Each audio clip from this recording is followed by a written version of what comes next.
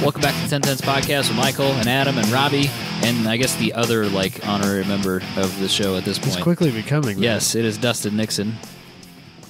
How's it going, guys? What's up? Doing pretty good. So, I think Dusty's along for the ride on a good portion of this show. Yeah. So typically what we would do is talk to our guest about the guest topic. No. But we're not going to do that because Adam went to Texas. Yep. And you went to Super Lap Battle. And I hung out with Dustin. You hung out with Dustin. Yep. But apparently you have a bone to pick with him about something. Well, I just... Before you do that, I've changed the name of the opener. It's the Lone Star Question Round. Because apparently Not Adam... to be confused with Rapid Fire Question Round. Right. It might be at the same pace, but Oh, it's the Lone... undoubtedly. Wait, Lone Star Rapid... What was it? I don't remember what we call... The thing you did with Hayward that took 20 minutes? There's a word for it, and I can't think of it for some reason. Lightning round. Lightning round. Oh, the Lone is. Star Lightning Round. Are you shitting me? Yeah. That's what it is. Should go back and start the show over. It's the Lone Star Lightning Round. With That's Adam's good. opener That's presented good. by Factor Fabrication. Okay, Adam. Start your rant about Okay, whatever it is so- you're going to rant about. Okay, first off, I have go ahead. to preface this by saying that we have a saying in Texas that if you drive an hour in any direction from Austin, you get back to real Texas. Yeah, see, that's what So- I kind of had the feeling of. I think Austin is very much not the place for Adam Nielsen. Why not? Is it the place for Michael Beck? It is so the place Hell for yeah. Michael Beck. What about me? I don't know that you'd like it either, to be completely Could I honest. live 10 minutes outside of Austin? And I get don't the think best of 10 both minutes worlds? far enough away. I think there's too damn many people. Well, if I get 10 minutes away from That's all not the people, far enough away, Do they Robbie. talk too much about mineral-infused water, but not in an ironic way? I'm going to be completely honest with you. I try not to talk to very many of them. Okay, I Dusty, was what's the pretty problem successful with with it. Austin people? They're obviously different. I think everybody's on the same page there, but why are they different? Yeah, so I personally lean kind of between. Austin kind of takes it to the extreme of the hipster kind of approach to life, I guess you would say. But yeah, just in general, Texas is pretty conservative, and then there's just little pockets where people just go to the far extreme the other direction, and they like to just kind of lay it all on the line at all times in all aspects of their life. So, but I love Austin, but I don't know that I could live there, I guess is the way I would put it. I think that's probably the best way to describe that. So, we'll just get into it, right? Yeah. So, I drove down there Friday. We cannonballed down there Friday afternoon. Me and a couple of my buddies from Sioux Falls, Josh Vettis, Ryan Seiler, who I did the Champ Car race with this summer. We get down there Friday night, get in our hotel room. Everything's fine. There's a couple of drifty boys in the parking lot. We know we're where we need to be, right? Perfect. Excellent. We wake up the next morning. Track goes hot at 8, so we wanted to be there a little bit before that, of course, right? Yes. So we left our hotel about 7 or 7:15, and before leaving, we ran through the continental breakfast and decided that was not for us, as you often do at cheap motels. Right. And then, so we were like... Milk doesn't have to be cold. I don't know why you're being so I picky. don't agree with that statement. Whoa, wait a second. Dustin, are you saying that milk does not have to be cold? Seriously? Or In the eyes of the in cheap jest? hotel, milk does not have to Yeah, be no, cold. he's right okay. about it was sitting on ice an hour and a half ago. It's Yeah, fine. it's fine. It He's was right cold. about that. When It was breakfast cold. started at 7, it was cold. It's 9:30 now, but that's not the point. It was 7 when we went through there. It started and at was- 6. and it wasn't that good. Well, speaking of times that things start, so we're driving down the road and we're like, oh look, a Sonic. Sonic's got breakfast. Great, let's just stop there because we weren't really sure what was between us and the racetrack. So we were just going to take the first thing we found. We weren't going to be picky about it. It was going to be great. We stop at the Sonic. I quick Googled it before we stopped there. It says it opens at 7 a.m. It's now 7:45. So we should be golden, right? No problem. Yeah, so we park it and we get out and we're like, well, there's 3 of us. There's going to be multiple orders. Let's just go to that thing in the middle where you can stand and make your order instead of doing it from the car because that'll be confusing and annoying, and we didn't want to do that, right? So we go over to that, and that board's not even powered up. Bad start. So, okay, whatever. Maybe that was just broken. Shit happens, right? So we go back to the car, and I get ready to push the button, and this. Sorry, it just totally derailed you. Robbie put this thing on the screen that's one of those Google search bars, and it says, "Why is Austin so?" And then the person stopped typing, and then the first 4 options are liberal, expensive, windy, and great. But the lady comes over the intercom. She goes, "Oh yeah, we're not open yet." And I was like, "It's 7:45. You guys have been open for 45 minutes. Well, we're not serving food yet." Oh, Jesus Christ! All right, fine. So we get back in the car and we leave, right? And there's a Jack in the Box right across the street. Jack in the Box is open. All the time. I think it's open Do they ever 24 close? hours a day. It's like a Denny's, ain't it? Do they have breakfast, or you just eat burgers? No, Which I don't really you care. can do breakfast all day. You can get anything on their menu anytime that they're open. Well, you That's should be one golden. of the things that Jack in the Box is so proud of, right? Okay. So we walk in the front door. Again, multiple orders. Don't want to deal with a drive-through. Yep. Because that's annoying and no one likes that. Yep. So we walk in the front door and we're standing there kind of like looking over the menu because, we don't have Jack in the Boxes around here. So this is new to us. And the kid like peeks around the corner from the drive-through. He's like, "Oh, we don't have any of the cash register." Mind you, the door says they opened at 6 a.m. It's now 8 o'clock, right? So it's been open for 2 fucking hours. And the kid's like, "Oh, no one's logged into these cash registers up front yet. I'm just in the drive-thru right now." And I was like, "Okay, well, so can you take our orders and, go over to the register that's right around the corner 5 feet away from where I'm standing right here and type it in and then serve me my food?" And well, let me get through this line of people. And I was like, "What? No, there's like 8 people in this line." And so we just left because that clearly wasn't going to do it for me either. And so then we went to a Burger King and they were finally able to get me something. And we were happy, right? We got our breakfast. Life was great. Ish. French toast sticks? They were completely out of any caffeinated beverage, which does not work for me. Well, I mean, they probably had coffee, but on their little Well, that's your own fault. Pininfarina soda machine, there was no caffeinated beverage on it. So I still had to go to the gas station next door to get my caffeinated beverage. But we were like, okay, next morning, all right, we're just going to go straight for the Burger King, right? Burger King did us strong. We get there. According to the door, they should have been open for the last hour and a half. Doors are locked. What is wrong with Austin and me eating breakfast? That's because everybody wants to eat free-range bacon and pasteurized or non-pasteurized Well, that's eggs. what we were wondering. That's the problem. was like- Because if you had gone to a hipster joint, Yeah, I think that we needed to go downtown where Dustin took us Saturday night, and we probably would have been golden. or maybe you should have gone to the farm. Oh, is that what you got to do? Yeah, and then everyone was at the nice, farmer's market. a nice hipster man will come out. No, man, these are like different kind of hipsters. They're like really rich. Oh, no, they're Texas hipsters. They're super They rich. wear Carhartt vests. I saw it in Right. person. It's So what a thing. what they'll do? Track Dad wears Carhartt vests, but it's because he works outside. Well, yeah, that's But totally they're doing it different. ironically, No, dude, yeah. They had white ones. What? Yeah. So Saturday night, Dustin and his wife are like, his wife was really antsy about getting him out of the track. I think she was really hungry. Maybe. Yeah, we were needing food. Yeah, she was really like, little she short was on like, blood sugar. yeah, that's great. Everyone, let's Get your just get shit out of together. here. Let's get Yeah, the fuck like, outta here. Okay. let's go. Let's just get out of here. We're all like standing around, kind of milling about, talking to each other. And She could tell that you guys had that Midwest car guy thing going on where you would Yeah, just stand there we'll be and there talk for hours. forever unless For somebody hours. just Yeah. finally said no. yeah. And so finally she was able to corral us all the vehicles and we left. And then we met up downtown, or I don't know, on Hipster Row there, wherever that was. South Congress is technically the neighborhood. And we ate pizza at this place called the Home Slice, which was really great pizza. But it's right next door to like this boutique store. Great. Right? And they had white Carhartt vests in their Man. front window. I wish I had seen that. I really wish I had I seen think you can get those at Farm and Fleet. Well, yeah, White but this ones? was at a boutique, like, place, right? Yeah. I bet the markup at the Farm and Fleet is a little bit less than it is Yeah. at the Just a South tad. Congress Yeah. boutique. For sure. Is that it right there, Robbie? Is that the No, white? it's just some random model with this stupid Carhartt. Is it? It's a white car. It wasn't jacket, like though. vividly it's- white. It was kind of off-white, but it was like still like white. a cream color. Yeah. Yeah, because I mean, if you But it wear was a white, made out of like the regular Carhartt fabric and everything. It's just like I can't actually sounds awesome. take this seriously. But Carhartt's like nobody's gonna fucking buy these, and then they had all these They like sold out. fashion companies calling them and like we would like to order 10,000. 10,000 of these, please. yeah. What? Okay.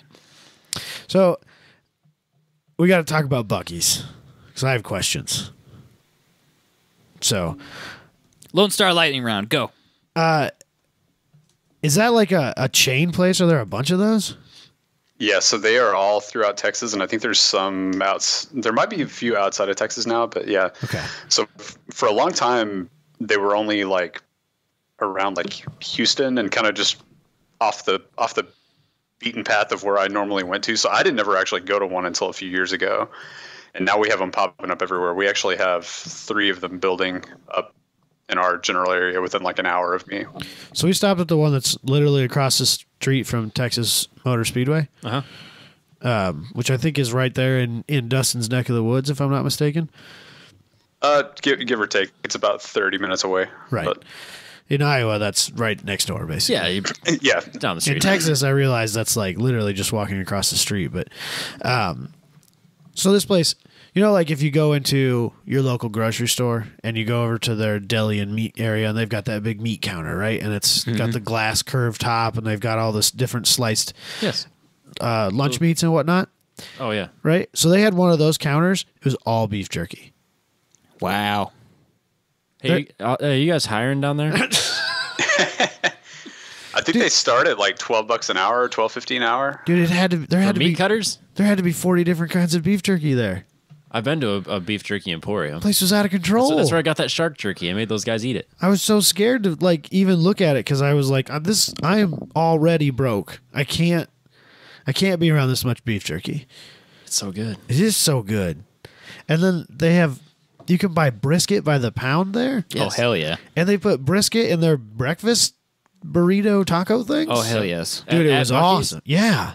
So it's like instead of getting a torpedo like I get at Quick Trip, I could go to Buc-ee's and get a brisket burrito. I got a brisket. They called it a brisket taco. It was a soft shell taco. Oh, yeah. But it had egg and brisket in it.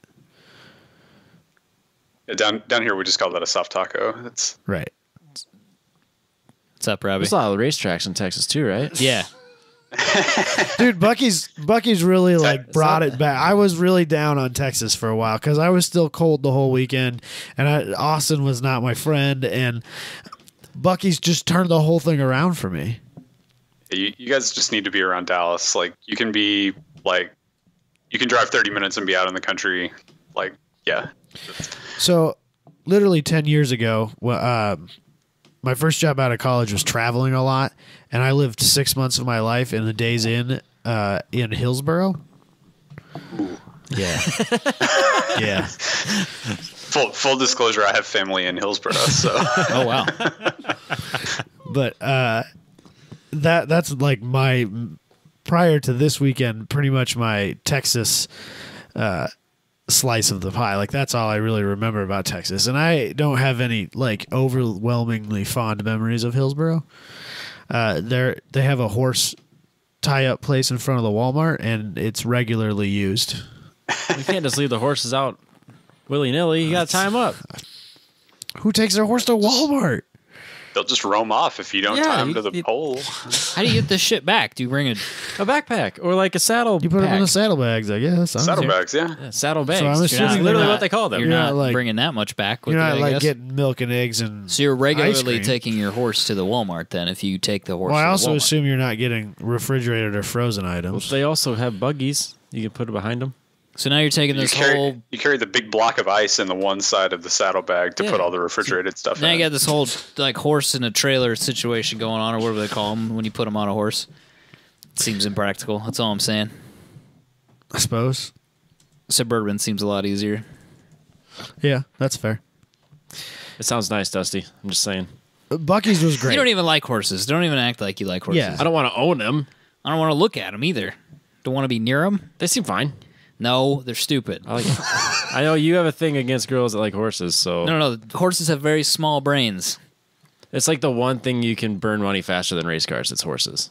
That's probably true. They're literally Yeah, but money if I burners. don't do anything with my car, it stays in one spot and doesn't try to kill anybody. It also doesn't cost me as much money to not do things with my car. Right, exactly. If you don't do stuff with a horse, No, you have like, to take care PETA of it. comes and after shit. you. Yeah.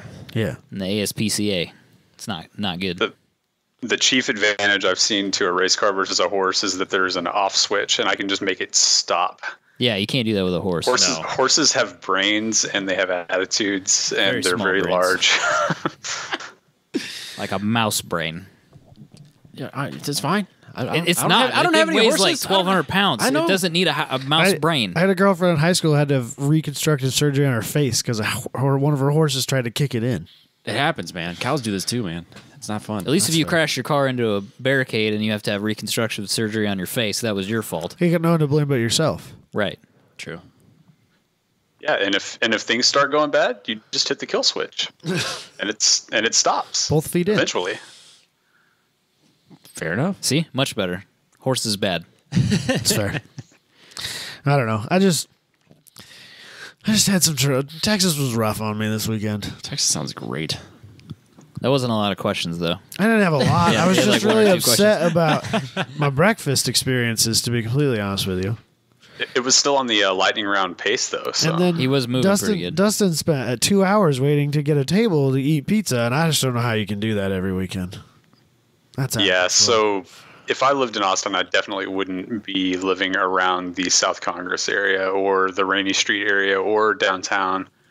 I would be just like I am right now. I'm in a suburb up north where it's still crowded, but it's a little bit less chaotic. Are you on the Dallas side or the Fort Worth side? Dallas, north of, yeah, basically straight north of Dallas. Okay. On a little bit off 35. So we're driving down 35W, right? Through Fort Worth, right? Yep. And there's that like express lane that we were able to get onto, and we were really confused by the whole thing because there was nobody else on it really, and we just were booking down the road at 80 miles an hour while the regular interstate next to us was basically parked, and we couldn't for the life of us figure out why nobody else was using the express lane. Were we supposed to pay for that?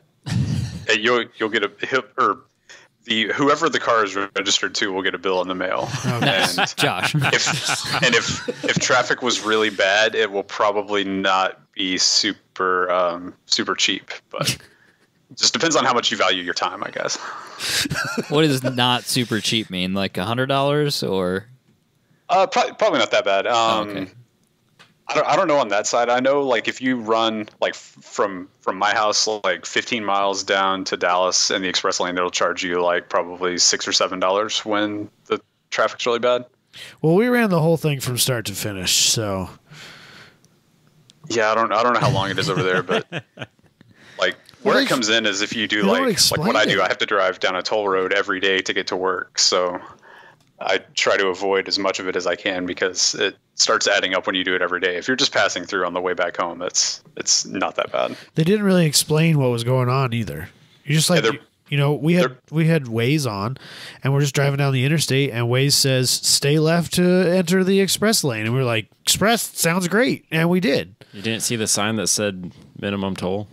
But we never paid it. That was the thing. We were waiting for a toll booth. Just like we were waiting for a booth as we crossed into Texas where they gave you your gun and your Bible, and that never happened either. You had to go to the liquor store. Dusty, can you explain You gotta that? go to the liquor store. okay. You buy a bottle of Jack Daniels, they hand you a gun and a Bible. Oh, okay. I see. We Yeah, you messed, fucked up. You didn't we get messed your- up the order. You didn't Yeah. get your novelty gun. Oh, my bad. Technically, when you were at the Burger King on Sunday morning, you should have stopped by the church, and that's where they distribute all that See, stuff. that's what we were wondering, why the Burger King was closed, just because everybody was Yeah. at church. Yeah, you can't go Man, to you're anything on bitching Sunday. about why nothing's open because everybody's Sunday at church, morning. man. Is What that are you what it doing? was? You should have been at Sinner? church. Is that what it was? Is sinner. that everyone was at church and they just don't bother? May hellfire descend upon you for not going to church. How dare you? Let's see, 8 a.m. on a Sunday. That's target practice before church, actually. So Oh, yeah. I See? gotcha. See? It's interesting. You're learning, though. You're learning about different Maybe cultures, next time Texas will be better. I don't know. different places, different cultures. It's always best if you just kind of embrace it. It'd be hard for me to decide whether Texas or Vegas was like if I had to move to one of those. I think Texas would probably win, but it'd be a tough choice, to be completely honest with you. Vegas wasn't just really keep your in jam, mind- though, either. Vegas is not my jam. keep in mind in Vegas in the summertime, it's like 137 degrees. It's 137 degrees here, too. Trust Yeah, me. We it's get just- all of the dog shit. The only thing we don't get is It hurricanes. sucks here all the time. Hurricanes are better than tornadoes because you get like a week advance notice True. that it's coming. Tornadoes just show up, kill people, and leave. Fuck your shit up and leave. Yeah, and you're cleaning it up for like 3 years. Yeah, It's like getting mugged by the weather. It is. No, you're not wrong. Comes up, fucks your shit up, steals it, Yeah, and then takes absolutely. off. Bounces. There's nothing you can do about it. I mean, Yeah, tosses your car into the next county. yeah. Rude. Oh, sorry Sometimes about literally. that. Sorry about your luck. Peace out. so Like cows fly through the air. Yeah. It's exactly like the movie. It dude, is. that movie was filmed not that far away from, like just a little ways north of Boone. That scene with the cow was really? filmed on one of the blacktops out there. They've got a sign on the road as you're coming up to it. It says that. Oh, Does that's it just funny. say cow? I don't. It says something about being filmed here, and then I googled it and figured out what scene they were talking about. So Anything else about Yep. Texas for your I don't know. opener? Lone Star we Lightning we Round? should probably talk about Super Lab Battle. Fair enough. Factoryfabrication.com. He finished that giant stairway. Which I know one? you probably don't have it. We can talk about it next week. The one that he bent the oh, I-beam for yeah, at the I haven't company seen in any- I Chicago. haven't seen any yeah, he pictures just of it. posted it. Oh, shoot. So we'll do that next week. We'll talk about it next week. Okay. But if you need a giant I-beam stairwell in your house, Factoryfabrication.com. boom. That's an I ad did see a lot right of there. really big houses in the Dallas Fort Worth area. That's Maybe- just those are just small houses. Everything's bigger down Oh, there. you're right. My That's bad. just regular houses. Yeah. You're Those, right. those are regular people houses. There was like this whole row of houses with American flags flying out in front of them. Yeah, it's patriotic. Made total sense. Because it's the second weekend in February, of course. President's Day is just the next day after. I mean, of course they're going to have all those. Free every fucking day. And you weren't seeing the big houses. You have to go through the gates to see the big houses. So. I shudder at the thought. There's some cool stuff down there. I'm sure. Yeah.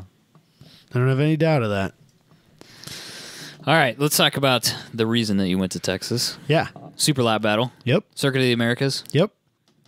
So let's talk about Circuit of the Americas first. Dusty, you've been there once before?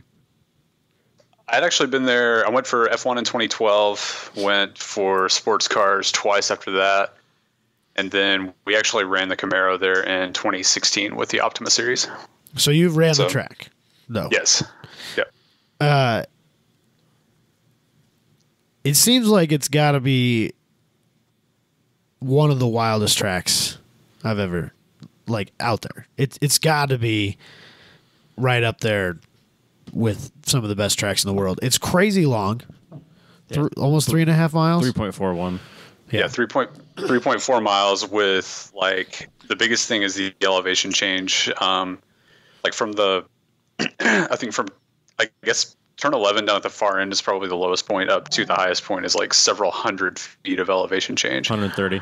So I found a map that kind of lists all this out. It says 130 feet from the lowest to the highest point. The highest point being turn 1, and the lowest point actually being right the breaking point of the last corner before you come on the front straight.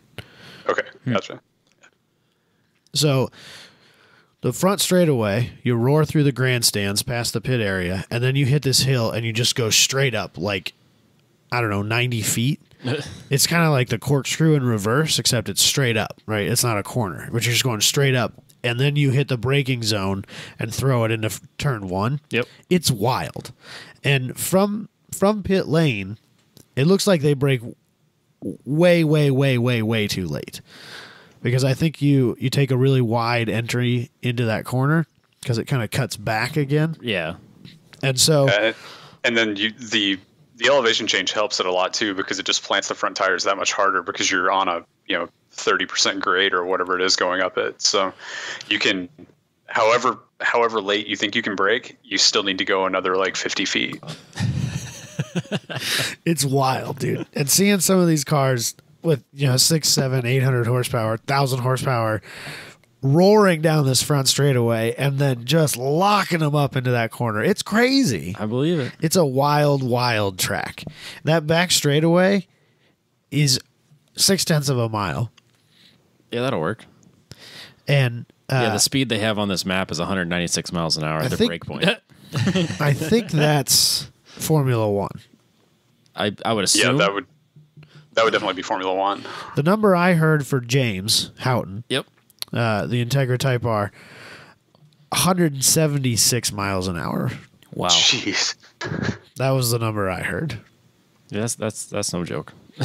I wonder, that I is- wonder what the margin is That between. is speculation. I can't confirm that the source was semi-reliable, but it didn't come out of the horse's mouth. So I'd like to know what the other fastest speed that car has been at.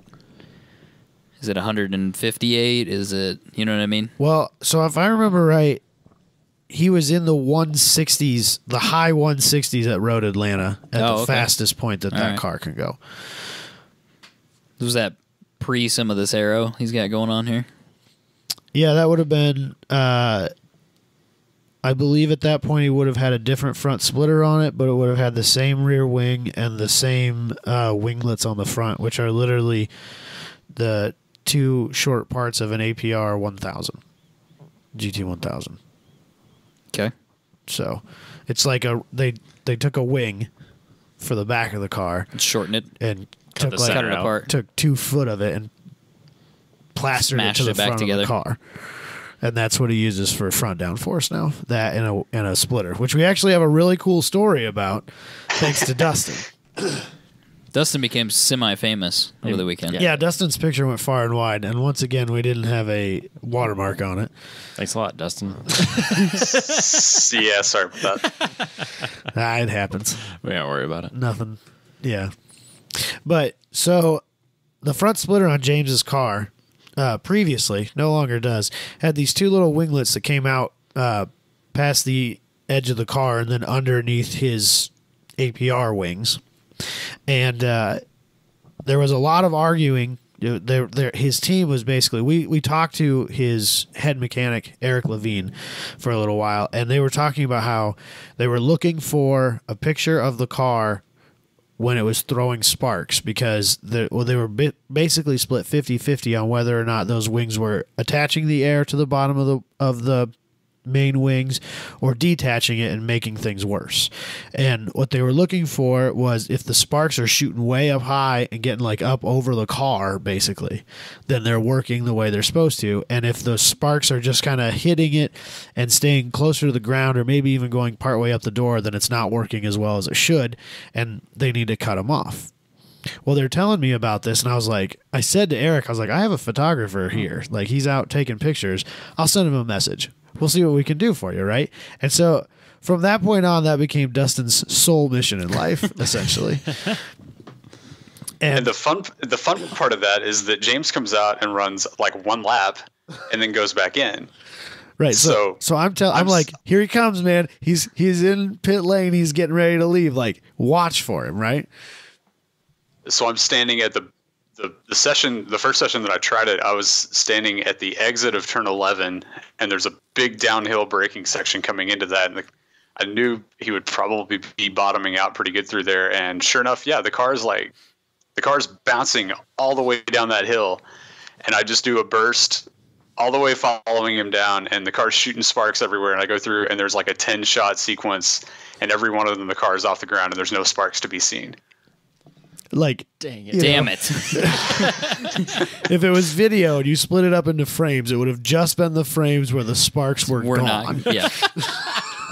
Son of a bitch. And I went back through them yesterday, and there was one where I can see sparks, but it was behind, like, because I was having to shoot across the part of the inside of the corner, and there was like an electrical box or something that was in the way of it. Of course there was. And so, he kept trying. I know that you had tried at least 2 or 3 different spots, right? Yeah, I knew, like, after that one, in which I think I had even sent you one at the exit of, like, I guess, like, between 3 and 4, that was like, it has to be, because that car loads up so much in the corners. I was like, it has to be bottoming the outside of it on this corner, because it's kind of downhill, a little off camber. And I ended up going back there and getting it on Sunday, like in one of the first sessions, I guess. So, yeah, I think it was the first session on Sunday, or maybe the second session on Sunday. But so Dustin, like, super pumped about it, sends me the picture. I got this, right? And I was like, perfect. So I was like, I'm going to give him a few minutes to get out of the car and cool down a little bit, before I'm going to go over there and talk to him and Eric again. And so I went over there and I'm talking to Eric, and like some dude, like one of his other crew guys, I think the guy who runs Unit 2 Fabrication, who's his main fabricator, like comes out of like around the corner of their pit garage with the angle grinder in his hand already. And I was like, wait, like here, I got the picture, right? And so I show it to him. I show it to Eric, and he like waves James. I was like, oh, come over here and look at this. And they're looking at it, and James is looking at it. He's like, can I take your phone? I'm like, yeah, do whatever you got to do, dude. And he takes his phone and he goes and talks off to, I think he went and talked to the guy who owns Blackbird Fabworks. Okay. I'm not sure if that's who that was or not, but I think that's who he was talking to. And he comes back over. He's like, cut them off. And they did. So, and then he went faster. So, because of you. Dustin. It's all Dustin. I'm giving Dustin the credit there. So yeah, apologies to the guy that spent hours and hours hand forming that super sweet carbon fiber diffuser. So yeah, that is a one-off part produced specifically for that car. First event I'm pretty sure that it had ever been on. And they were like, well, roll the car out of the garage. We're cutting that off. It's still a custom handmade part. It's just been that's a little more custom. It's been changed a little bit. Now all three pieces of it were handmade. Yeah, there you go. It's legit. So that was really cool. It was fun to be able to, kind of be a part of it more than just a spectator. Sure. In some way. Absolutely. So it was neat that we were able to get that opportunity, and it was cool that Dustin was so excited about trying to capture that. So it was fun. Yeah, what was the rest of your media experience like, Dustin? Because you actually applied for the media pass, which kind of took a little bit of back and forth emailing, I saw, but you got it figured out. Yeah. So first off, on the subject of shooting those cars, like particularly the Life GTR and James, like they go out and they make one run, and looking at them coming around on the, whatever spot I was in, looking at them on the outlap, it's like, okay, planning exactly what I want to try to get while they're on the outlap, and then knowing whenever they come back around again, there's one shot at it, and then that's the end of it for that session. So it was a rush trying to plan that out, be where I wanted to be for that specific session. Taking all of the sessions seriously, but those particular ones, like those two cars are just so incredible. Yeah, you really it's a little bit different because you shoot a lot of other types of racing. You don't get a shot. If I wait 2 minutes, the car's going to come back around, and I could try to capture that shot again. But if you've got to wait for it all weekend, it's a different level of experience and adrenaline. Yeah, so it was eight total sessions plus the shootouts, and so realistically, those top 3 or 4 cars, there was 10 laps total to get what you wanted to get on them actually running in anger. And you can tell looking at the photos and knowing what you're looking at, you can tell if it's on a flyer or if it's on a cooldown. So. But what was the rest of the track like as far as, this is a legitimate track designed for spectating and media. So you've got media, like, I don't know what you want to call them, walkways. It had or a pathway. Rows. Yeah. Like there was an outside fence and then a walk path, like a wide sidewalk, and then the actual catch fence for the racetrack. And, Dustin could be between those two fences and I couldn't. Yeah. Yeah. So it's a Formula One track. I think it's the only track in the U.S. that's like the top FIA spec for safety and everything. Yeah, it is. And so there's perimeter roads both on the outside and the inside of the track, and there's like probably 60 or 70 different photo windows through the catch fence all around the track. I got an email, the media email he sent. I was already planning like before, like knowing any of the logistics of it, of like, how am I going to get around this place? Because it's gigantic. It's a 3.4 mile track and it's very long. It's probably 1.5 miles long. And so, having walked around there at different events, I knew that getting around there was going to be a pretty big challenge. So they had golf carts available to rent. So I went ahead and just just sucked it up and did that, and that was the best money I've spent in a really long time. So I was able to run both the inner and outer roads and just go pretty well wherever I wanted. It was pretty open, as far as like, if you're there for Formula One, it's so specific as to where you can go and where you can't. And then like the sports car races, it was a little more open, open paddock and that kind of stuff. And this was like the total extreme of that. Like, just don't walk out on the track and you can pretty well do what you want. Yeah, I was in pit lane almost the entire weekend, where I don't think you could ever be there in any other sort of racing situation. Right. Sure. Yeah, the sports car races down there were super fun because it was a lot more laid back. And then like, especially like the Pro-Am teams, like the GTD teams, like the Racers Group and some of the others, like, they're running, manufacturer cars. It's not like it's super secretive what's going on with them. So like, Racers Group was just like, yeah, come on in, check the car out, like look up under it. We don't care. Like standing next to them while they're doing alignments and stuff like that was super cool. And, this was just another step further than that because it's so much more grassroots even than what that was. Yeah. There were actually some pro level teams there this year, like World Challenge teams, and the ones that we saw the most of, they were in brand new GT3R 911 Cup cars, right? And where we were, small world stuff, a bunch of my friends from Sioux Falls, friends who are actually from Fargo, North Dakota, also made the trip. And it turns out that they've run Optima in the past. And so I'm pretty sure Dustin and his wife knew all of them, at least, somewhat. And one of his good friends who was there running this weekend is pretty good friends with them because he has a Corvette and one of them has a Corvette. And so they're like small world shit, right? Because here I am.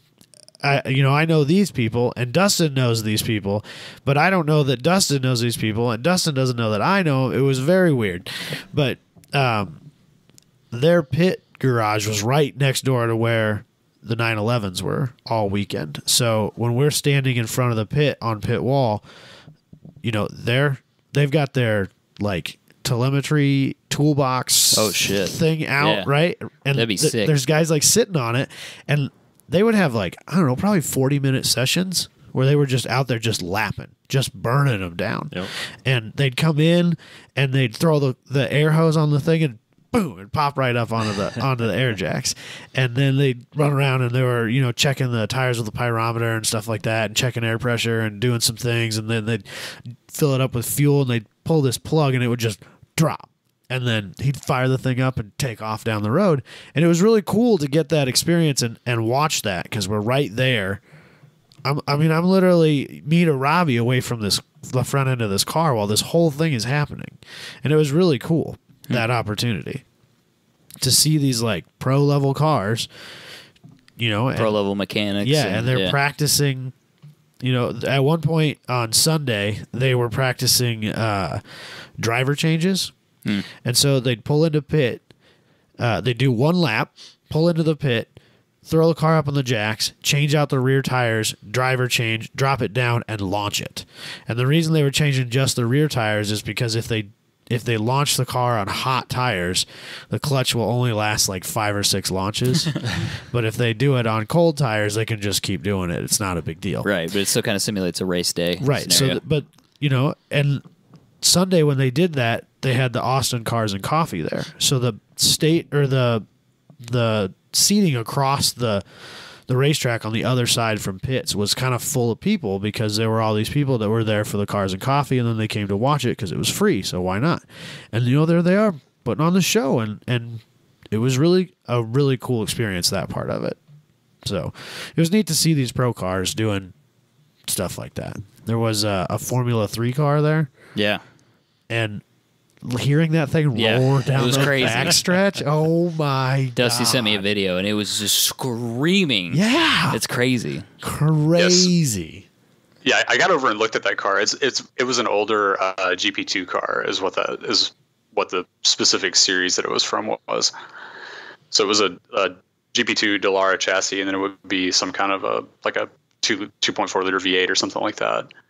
That's the Ray-Ban Shell Formula car. Yeah. The one that Robbie's got. The red one. Is the one. Yep. Yes. Yeah, it's done up like a Ferrari. Yeah. Yep. Yeah, it made me long for the days of loud Formula One cars again, very badly. Apparently, that car in qualifying trim with the right professional driver in it will run high 140s. And the fastest car there this weekend in the time attack event, the Life GTR, which is probably one of the most serious time attack cars in the United States, ran a 207. Wow. Oh my gosh. So it's a different world. yeah, It's a completely totally different place. world. 30 seconds is insane. That's a lifetime. Yeah. Well, think 140 on a 3-point. It was like a one. I think their qualifying times were like 48s, 47s, somewhere in there, high 40s. Wow. But think about that, doing 3 miles, a little over 3 miles, Yeah, in that amount of time. That's insane. Just in a straight line, that's not slow. No. Let alone all those corners. Right. Average speed of 110 or 120 Yeah. or whatever. That's insane. Yeah. It's pretty cool, though. The crazy part of that with that track is it's really technical. Like the whole, like the last third of the lap is a lot slower than what you really think. So Yeah. Robbie, pull up that track map I gave you. Yeah. So it names the sections. There's that stadium section and the Grand Plaza. That turn 16 through 18 section there. Yep. That long arcing The big turn. sweeping turn. Yeah. So we were watching the unlimited class cars come through that Sunday afternoon. Dude, it's insane. Like flat out. Flat. There's, right here, it's got this Formula One speed at turn 18, which is the last one, 176. Oh. Through the corner. Damn. Dude. And what you don't like, what it's really hard to comprehend until you're actually at the track is the thing runs like downhill and a little bit off camber. Yeah. As you go through it, and over the years, it's developed a couple of bumps in it too. So there's like the third apex of it. There's a pretty good bump too. So we were watching. You can actually. That's one of the pretty much the closest place you can get to the track from the media road is on the inside of that. And we were standing in one of the little escape roads, shooting in one of the last sessions in the afternoon, and like cars were getting up on the curbing right there, and you would actually see the inside tires come off the ground as they're hitting the bumps. It was Wow. That track is wild. It's something else. Like I've at this point I've been to not a ton of tracks by any stretch, but a few of them, having gone around to places, and like, Autobahn was really cool. I know that that's a country club, but like it was really, really well presented. This track is, you can't explain it. It's wild.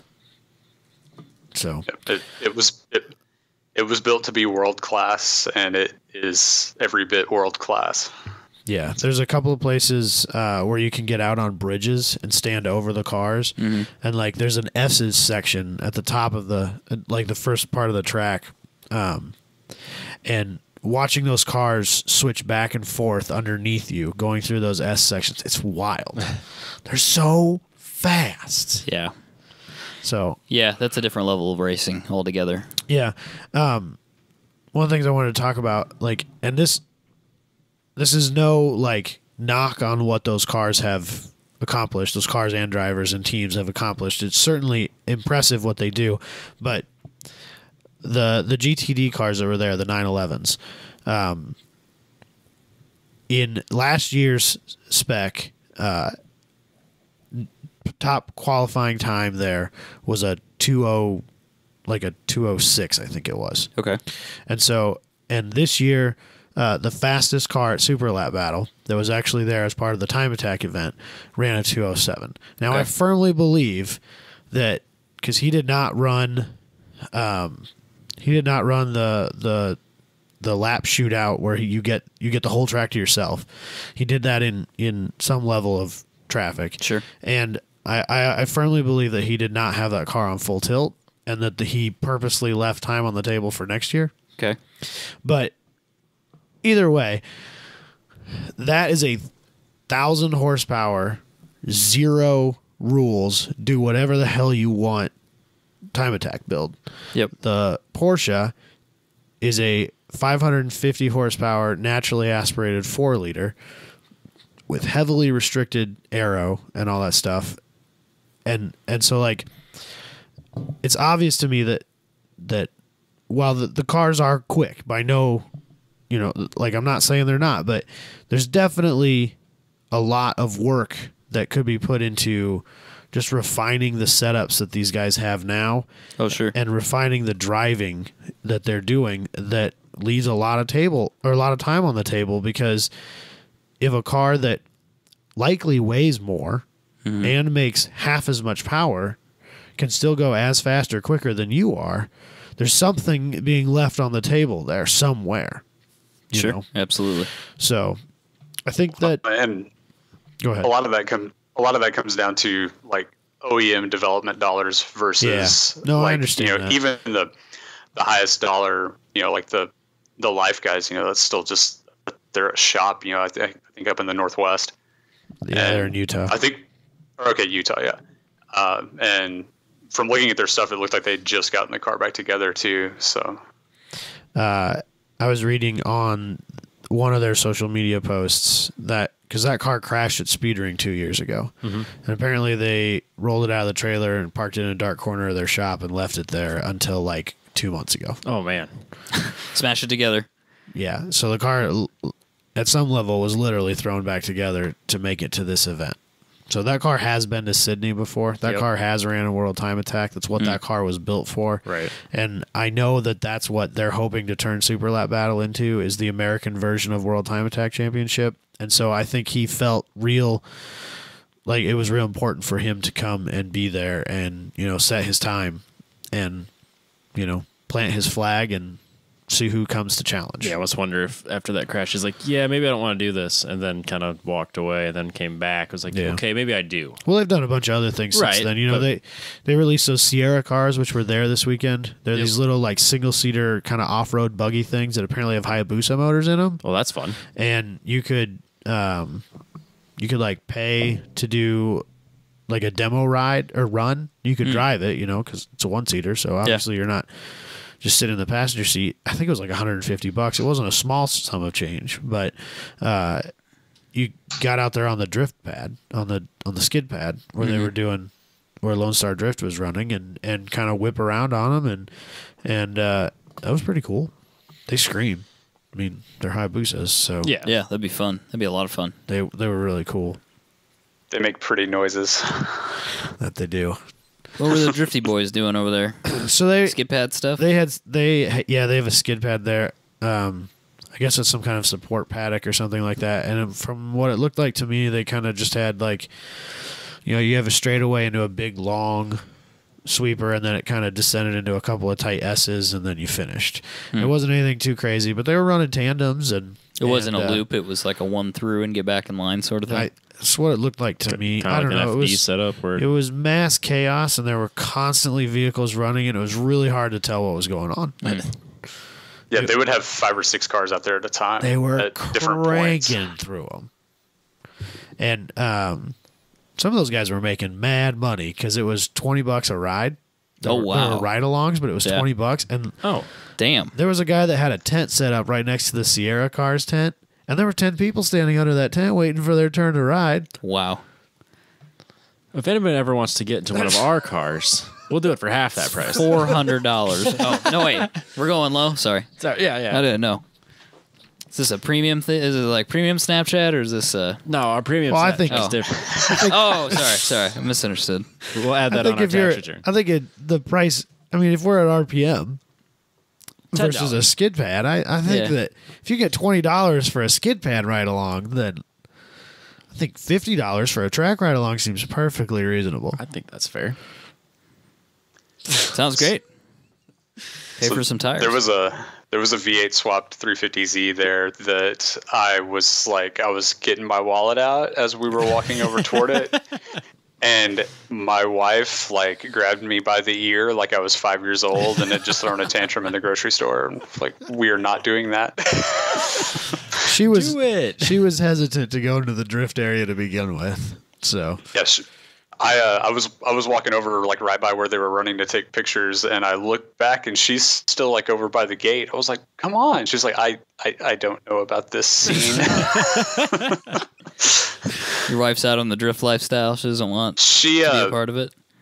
She likes the road racing people that we hang out with. The drift people, she was a little unsure of. They're very nice. Sketchy. Yeah, but they're very nice. They're sketchy, but they are very nice. They're inclusive. Well, so this weekend, one of Dustin's friends was there. One of the guys he runs Optima with apparently lives not very far away from him, and his wife was there with him, and they have a boy that doesn't look to be much older than Logan probably, and then like another one that's, I would guess, less than a year, right? Yeah, Trav's like 3.5, and Caden's like 9 months, I think. Yeah, and every time I saw Dustin's wife, she had the little one in her hands. A child. And I was like, dude, you can't, you got to watch yourself, man. She's getting baby crazy. Uh-oh. It's not good, man. It's Say really, goodbye to all the race cars. Yeah, it really eats It's into not- that budget, man. If you need it, It's not getting, it's already there. So so you should buy your LS SOT 350Z now. Yeah, see, I see where this is going. You can't buy the drift car because we have to have a child. But if you That's- already have the drift car, That's the whole narrative. Yeah, it's fine. It's easier see, to ask for the car's already forgiveness, here. right? I just gotta go out and blow up the VQ, so I have a good excuse. I know a few You have people to. who Yeah. have proven that they have the history to do it. I mean, You could do it. You Yeah. said don't put oil in it You're not on trying your hard next enough. oil change. It's a done deal. you don't even need to, just don't change the oil. You don't even just like take it out. That's ridiculous. But if you neglect it, I was a little planning bit, on like short-term plan versus, because if you just don't change the oil, that'll take a little while, I they didn't burn- screw the filter on all the way. Oh, shit. it They just blew burn, up. they burn through oil. It won't take that Oh, long. okay. It's only a No, few mine's bucks. mine's an '08. It stays fine on the oil. So Yep. Is that your daily? Wait. You have a VQ. Robbie needs a VQ. Oh, man. thought it- Shit! that Oh, I shit! thought it crossed my mind too. Oh, shit! I have LS swaps things. We could do a trade. Oh, my God. I could help you with Oh, my yours. You God. could help me with Oh, just getting my mine God. running. Oh, my God. This is the second VQ that's been mentioned to me in the last 24 hours. All we got to do is run down and hang out with our buddy Dustin for a little bit. Grab an engine. That's a win-win. Win. So the problem with this from my side is I have one car that we work on all the time, literally. And I have one car that we just like take it to the autocross event and swap tires on it and just beat the living crap out of it, and then I just drive it back home. And like once a year, I look at I look at the dipstick and like we put pads on it once in a while, and that's it. So it's like once the V8 goes into it and things start getting stupid, like we're gonna have two cars that we get to work on all the time. I think it's gonna have It the same doesn't work. have to be stupid. No, you don't have to work on them all the time. Robbie barely ever works Yeah, on I've his. hardly worked on the 240. He just got a couple of bugs he had to work out, and then after that, he was good. That wasn't even my fault. No, that was the other idiot. Yeah. If you keep the CD009 that's in it now, it's a known value. Yeah. Yeah, you can. So yeah, I recently discovered the company that's doing all the adapter plates where you bolt all the same front accessories back on it and you bolt it right up to the transmission. And I'm like, that I need to get off of this website now. It's so easy. It's like putting a model together. Yeah. You got the instructions. Yeah, it's all you got right all there. the pieces. Is that your daily driver? So it was for like 5 years, and then I'd been looking at trucks, and then I actually like screwed up my back on a wakeboard one summer right after we had done the suspension on it, and I was like, I can't drive this thing every day anymore. So, Oh, okay. Yeah. so yeah, I have a full size truck that I drive most of the time. But Because I sent him, Ironically, Where have you been my whole life? I sent him a message on Friday about Texas's brodozer problem. Because there's a lot of bros that are dozing real hard there. I believe that. And he sends me a picture of a brodozer he was parked next to in traffic, and he's like, "Don't I know?" And I was like, "Hey, that's a 350Z door panel." yeah, that was he was parked next to me in our parking lot at work, and Oh, okay. like I looked out the window at the like bottom of the rocker panel. Yeah. There's a lot of Texas edition out there, and there's a lot of brodozing. So I've heard that the Texas edition No. You got so your dad's got a high country, right? Yeah, high country. They don't sell high countries in Texas. They call them Texas editions. I looked into this, so I figured out what it is. Right? Aren't they Lone So Star editions? no, they're Texas editions. The Rams are the Lone Stars. Like, yeah, Lone Star's the Dodge. Thank you. Yeah. So the Texas edition, the difference between the Texas edition and a normal Chevy pickup, Yes. color matched door handle covers, Great. color matched mirrors, Okay. locking rear differential, I'll take that. Yeah, okay. that's not a fair bad enough. and the wheel and tire package. Okay. What's that cost? Like $8,000? I don't know. Okay. But I'm pretty. I thought for sure there's a trim package level that you cannot get in Texas because the Texas edition is that. It's probably the high country. That would make sense. Yeah, it's maybe something it is. that. Yeah, I think they've done that for pretty much every state where they sell more than like 5,000 trucks in. Yeah, because I feel like an Iowa edition would not do well here. Just have like stupid corn on it. It would be a flex fuel truck. Yeah, it'd be like an ethanol one. Oh, speaking of, we found a pump there. Josh got super excited. It said 105 octane on it. Then we realized that was just the 85. They don't call it that there. They call it 105. Not cool. He got super pumped about it. Doesn't for the a Regal second. have flex fuel No, on that it? one doesn't have flex fuel on it. Damn it! You could have used it. We were spoiled though. You guys have 93 down there. We have 93 here. Not very often. It's right there. Yeah, it's It's hard at to my find. gas though. station. It's hard to find. No, it's though. at my gas station. I go to it every time. So It's nice. Yeah, we have 100 in the pump if you go to the right place. Okay. It's for all those damn GTRs you guys are doing TX2K whatever for. We should go down for that. that's because their exits are literally 40 feet long, and you have to have 1,500 horsepower because you have to go from 40 miles an hour to 90 miles an hour in this stupid short distance. Everyone has to have fast cars there, or they get in accidents. So, did you guys get on the toll road by the track at all? No, we like- avoided it. Yeah, it's like it's Highway 130. So the speed limit on it is 85 miles an hour. Yeah, Yeah. we stayed off. I think that if Josh would have known that, he probably wouldn't have stayed off of it. But we never got on it. We drove around it. Yeah, there's really, like, I think during the week and stuff, it's probably used quite a bit for people that just don't want to be in Austin. But Right. Is that the privately owned road? Doesn't somebody own that privately? yeah, so technically, like, there's a ton of toll roads all through Texas that are owned by private corporations. That it's like where I'm at, I have to take them to go anywhere. So it's you're paying for it one way or another. You're either paying for it in the your tax bills through the gas, or you're actually just paying the tolls straight across. But it's not like they're toll roads where it'll someday be a free road. Like, it's always going to be a toll road. It's just like, it's a lot nicer than what the regular state roads are. I've yet to see any of them in Illinois convert to a free road, so I won't hold my breath on that. Well, Can't be as bad as that one in Topeka I got on that's 30 fucking miles long with no exits. that's called going the wrong direction. That's called the Kansas Autobahn. It's called a giant piece of shit. There should be a turnaround point in there somewhere. I wasted an hour of my day that day. So, super lap things. A couple of cars I want to talk about specifically, and then we can probably wrap this up a little bit. First of all, we got to talk about your buddy with the Corvette. Is it Ferraz? It is Ferris Khartoumi Ferris. is the way that he pronounces it. So. There we go. So Robbie actually just coincidentally had this picture up of it already. What's up? What's going on with that car? I think he said 660 to the wheel. Yeah, so it's an 08 Z06. It's got a 468 cubic inch LS7 in it. Hell yeah, it does. Yes. Aluminum block, heavily worked LS7 heads, big nasty cam, tons of compression on the 85. Yeah, just big power NA motor. Oh, God. I'm in. Dude, it made the best noises. The best. 6 more horsepower. It could be pure evil. 666. Man, that's what you're. Get That's your what you want. your tuner to cheat that for you. Just give me 6 more. Give me a little correction Yeah, factor adjustment. Yeah, exactly. Yeah, I don't know what the specific number was the last time that they did a tune on it, but yeah, it's so. And the car was basically stock when he bought it. So before that, he had a 72 Nova. Then that's actually how we met. He showed up at an autocross with a 72 Nova, and I was like, well, obviously we have we have the same poor life choices in common. So Friends.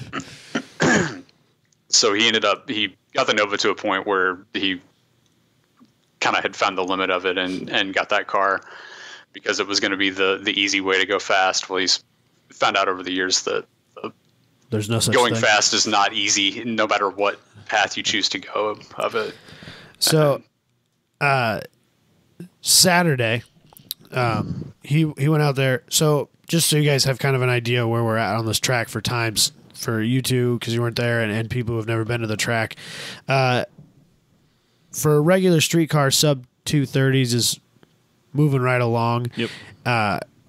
There were very few cars that made it out of the 20s and into the teens. So if you can run like anything in the 20s, you're hauling ass. Okay. Like you're a serious speed machine. So he was running in limited class, which means he's not on slicks. He was on, I think, front and rear, the Viper setup. Oh, gotcha. I know he was on the ACR Kumos. I think they were the same front and rear. But early Saturday, he was in the low 220s already. Right up there at the top of the limited class. There was one or two other cars that were real close to him, but he was right up in the thick of things as one of the faster cars of the weekend. And when we were kind of watching everything on the back straight, because we decided we had to experience the ridiculousness that is the back straight, he went flying by us and went for, I think, a 4-5 shift, and you could tell it didn't go well. We weren't sure what, but something went wrong. And turned out that, so they have that torque tube, right? That goes from the engine to the transmission that's mounted in the back. And the input shaft or output shaft, I'm not sure which end of the torque tube he was on, basically just sheared right off. Damn it. So The technical term would be exploded. yeah, it was Yikes, rough. He that's- brought it back. So thankfully, Austin is a wonderful place where lots of people build lots of ridiculous high horsepower cars, and there's lots of shops that will cater to those needs. And so he was able to find a place that let him work on the car, and he found a new torque or another torque tube and was able to get it put back together on Saturday and was back at the track on Sunday to race, Nice. which was really cool. But Sunday, him and professional driver Scott Dollahite are battling it out between the two of them. Scott was in a lightly modified ZL11LE, which is no laughing matter. You know, I think, 700 horse or something like that. Yep. Had a whole host of APR aero upgrade goodies on it. Had a very serious brake package on the front of it. A very well put together car, and a professional driver in the driver's seat. And Ferris here is like literally at coming into, so they do a super lap battle, like a shootout, where you're the only guy on track and you have the whole track. You don't have to worry about any traffic. You don't have to worry about any BS. It's just you and yourself. And if you fuck up, you got no one to blame. And coming into that, they were separated by 0.2. Oh, man. I think he was the one ahead, right? Yeah, I think Ferris had gotten, or I don't remember what order it was going into that. I think he'd had, because the last session he'd got back up on him by 0.2. Yeah, I think they were in the 19s at that point, if I remember correctly. Yeah, it was like a 19.8 and a 19.6, I think. Yeah, so they had broke into the teens, Yep. which is flying. And Ferris went out, had it already. Scott had made his run, had not improved on his previous best time. We knew Ferris had him anyway. Ferris went out there knowing, because he had a lap earlier in that day that Predictive had set a 2:17, and he had to throw it away because of traffic. Oh, shoot. Or a red flag or something Yeah, like that. something And so like he had to throw it away. And but he was a man on a mission for his time, and he came across the line, ran like a 2:18 something. Oh, man. Just killed it. It was like, I want to say 4th fastest car overall. Oof. Fastest street tire car there. Wow. It was super cool to see it. So Yeah, I saw a bunch of his stuff got posted on, and then I started following him on Instagram today, actually, before the show. yeah, it's a hell of a car. Circuit of the Americas is a good place for him to be, because that car makes a lot of America. It's even America colors. I'm in Yeah. love. Yeah. It's Yeah, pretty so- damn cool. I need it. Yeah, I've watched him do just completely insane stuff with that car, and in 3 years of running it, I guess it has fought him every step of the way, and he just doesn't quit. It's like that weekend was the perfect summary of that car. It's incredibly fast, and it's just continually, there's always something, whether it's alternator not charging, or he had trouble all year last year of it like going into limp mode, and they just chased every piece of wiring on the car trying to figure out what was going on with it. Finally got all that sorted out, and it's paying dividends now. I guess the torque tube has some rubber bushings on the input and output shafts, and that's what tore and ripped apart and exploded everywhere.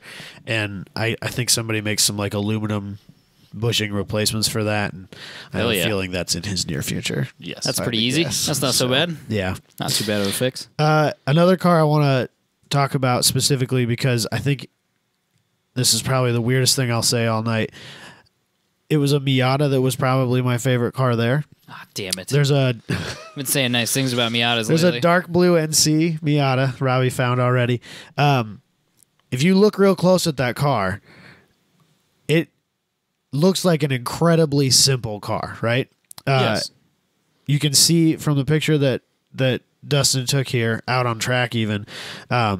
It's got a little bit like a little smaller splitter on the front of it and some canards on the front. Yep. And it's got a pretty good sized wing, but it doesn't even look like too much more wild than the one that Robbie has on the 240. It's very similar. It's a carbon fiber wing. So it's better. So it's better, of course, because it's carbon fiber. Yeah, obviously. But like, for the most part, it's a stock body car. It doesn't have a rear diffuser or anything crazy like that. It does have a little bit of an under tray because I've went through an extensive build log on this car. That was the third fastest car there. Third fastest? Third fastest car there.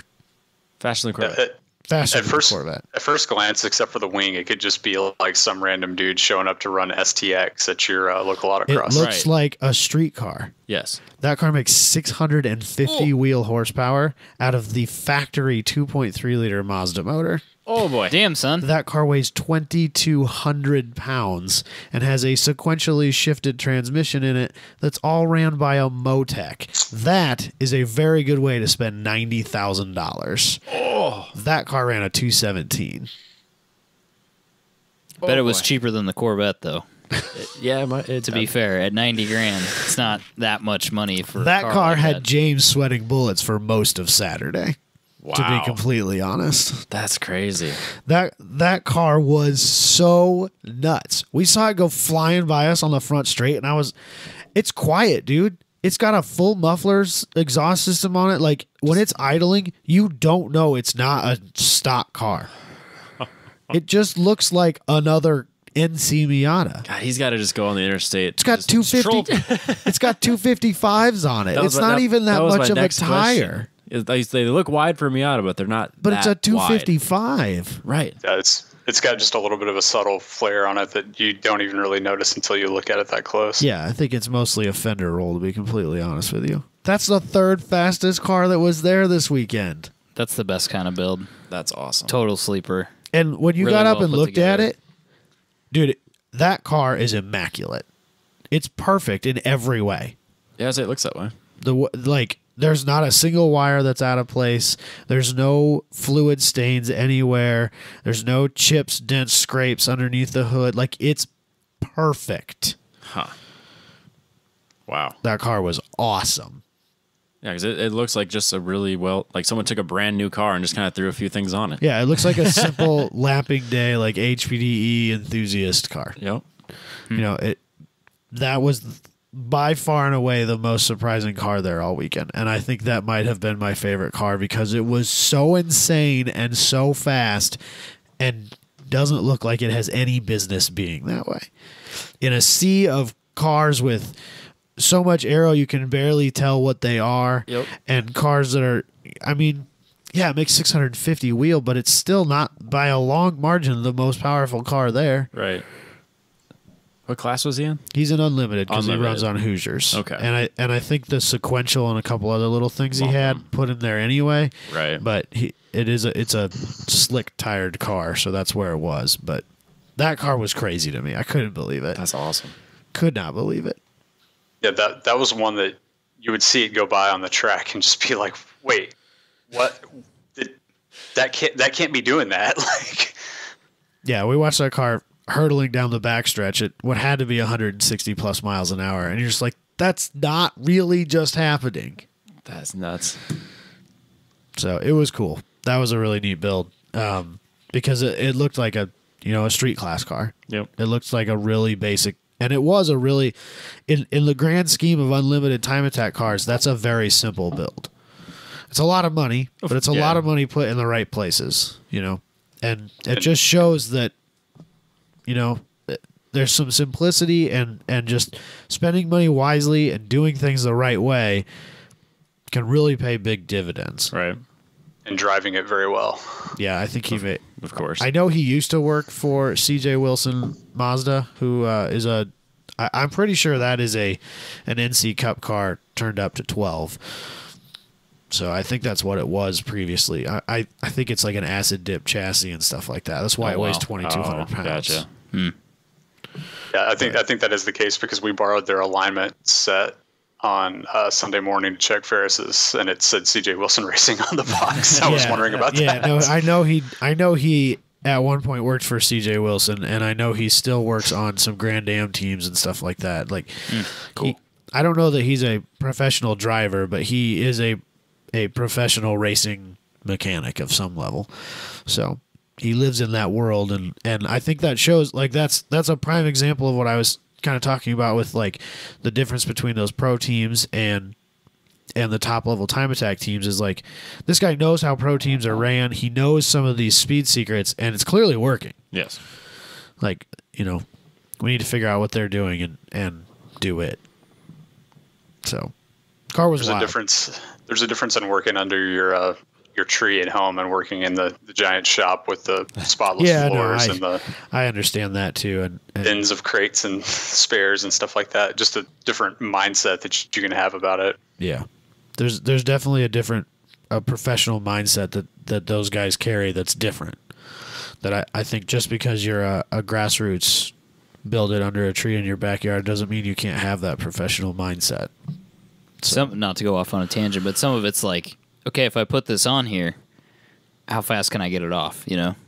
Like, people don't really think about that. Like, okay, if I mount this thing right here, can I get my alternator off? Like, can I get to my tensioner pulley to get the belt off to do this, that, the other thing if I need to get a part swapped out real quick? And that's for those pros. I mean, that's like one thing that they do that's amazing, but they think about that all the time. Like, I can take that off with 2 bolts versus, like, 4 and a zip tie and this and that and the other thing. It's, but you add all that little shit up, that and a million other little things. And that shit's hard to see sometimes too. Yeah, it is. And I've noticed that when I look at some of the professional level drift builds is you see that, like, oh, they can take all this off in like 5 minutes. Yeah, there's 3 pins flying off of here. Yeah, yep. And they're talking about, I can't remember his name right now, but the guy with the M3 that is all carbon Kevlar, Kristaps. Yeah. And he's got this thing where he can, like, drop his front bumper, like, he just reaches his hand side there and clicks 2 pins and the whole front bumper comes off. And it's like 2 seconds. It's like click, it's off.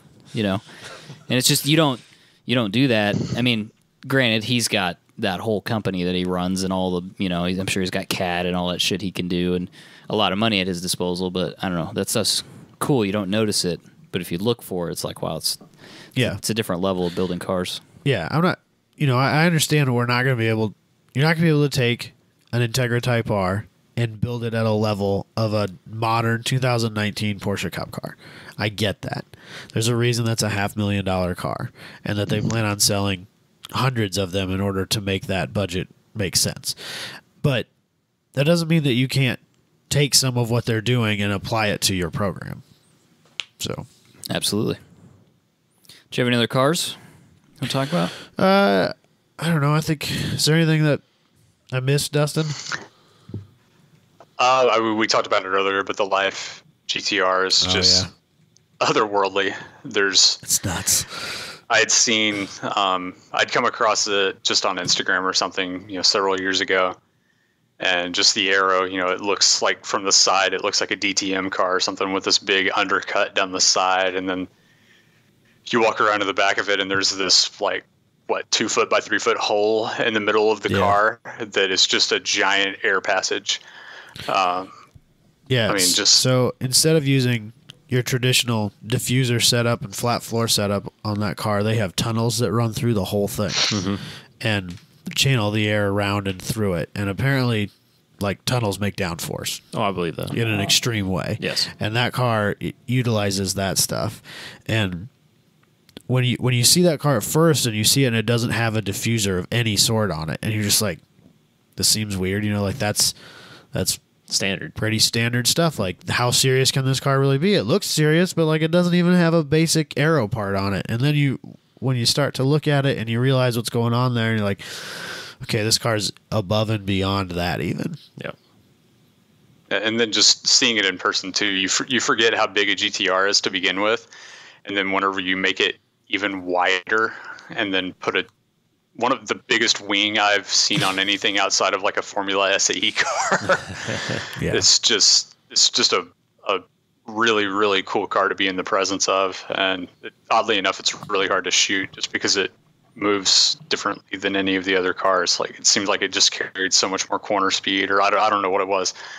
Of all the cars there, I got maybe 4 or 5 good shots of it the whole weekend. Well, it ran a 207, and like I said before, I firmly believe that car has multiple seconds left in it, and he left that out on purpose for next year. The second fastest car there was James, and he ran a high 11. Wow. So that's still a huge gap. Yeah, it's a huge gap. It's amazing.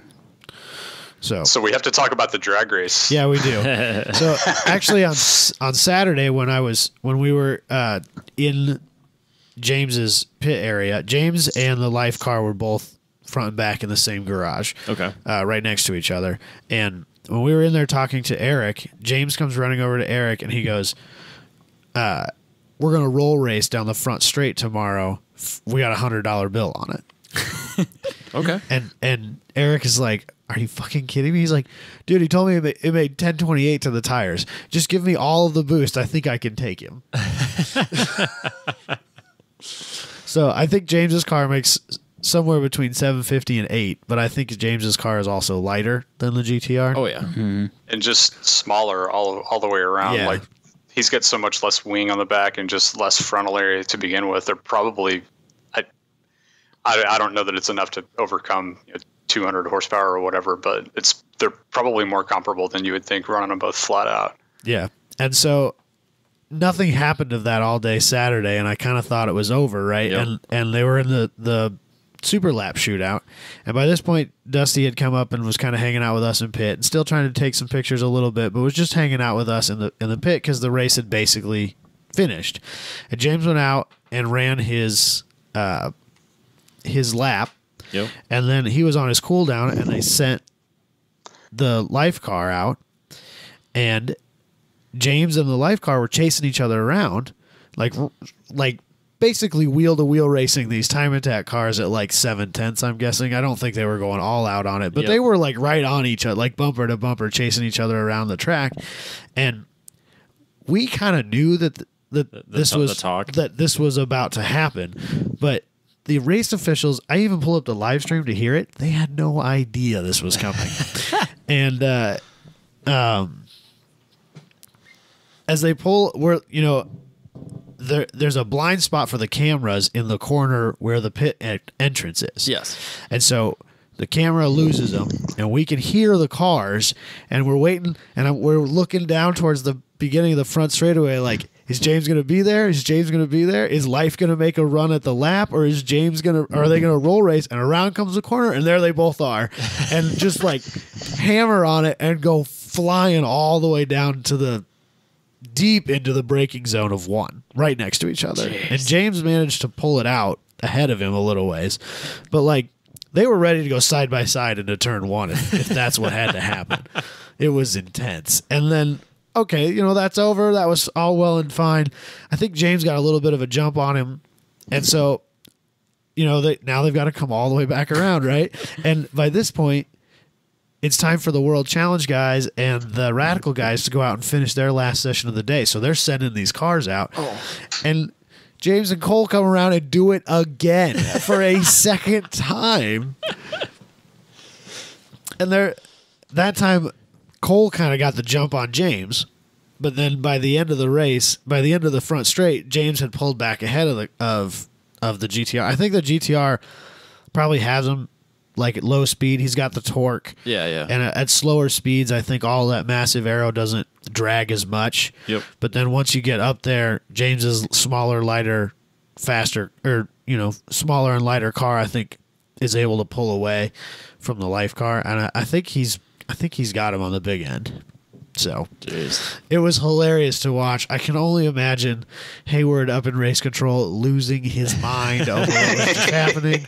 Because turns out he was chief steward of the whole event that weekend. I didn't really quite realize that until afterwards. And I can only imagine how not so happy. Like, it's all about the show, and that was fun, and people really enjoyed it. And that's fine and dandy. But at the same time, a heads up probably would have been nice.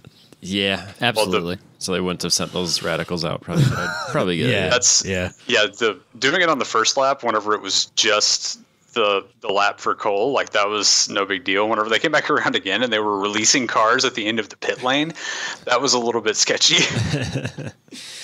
Yeah, it was good though. It was fun.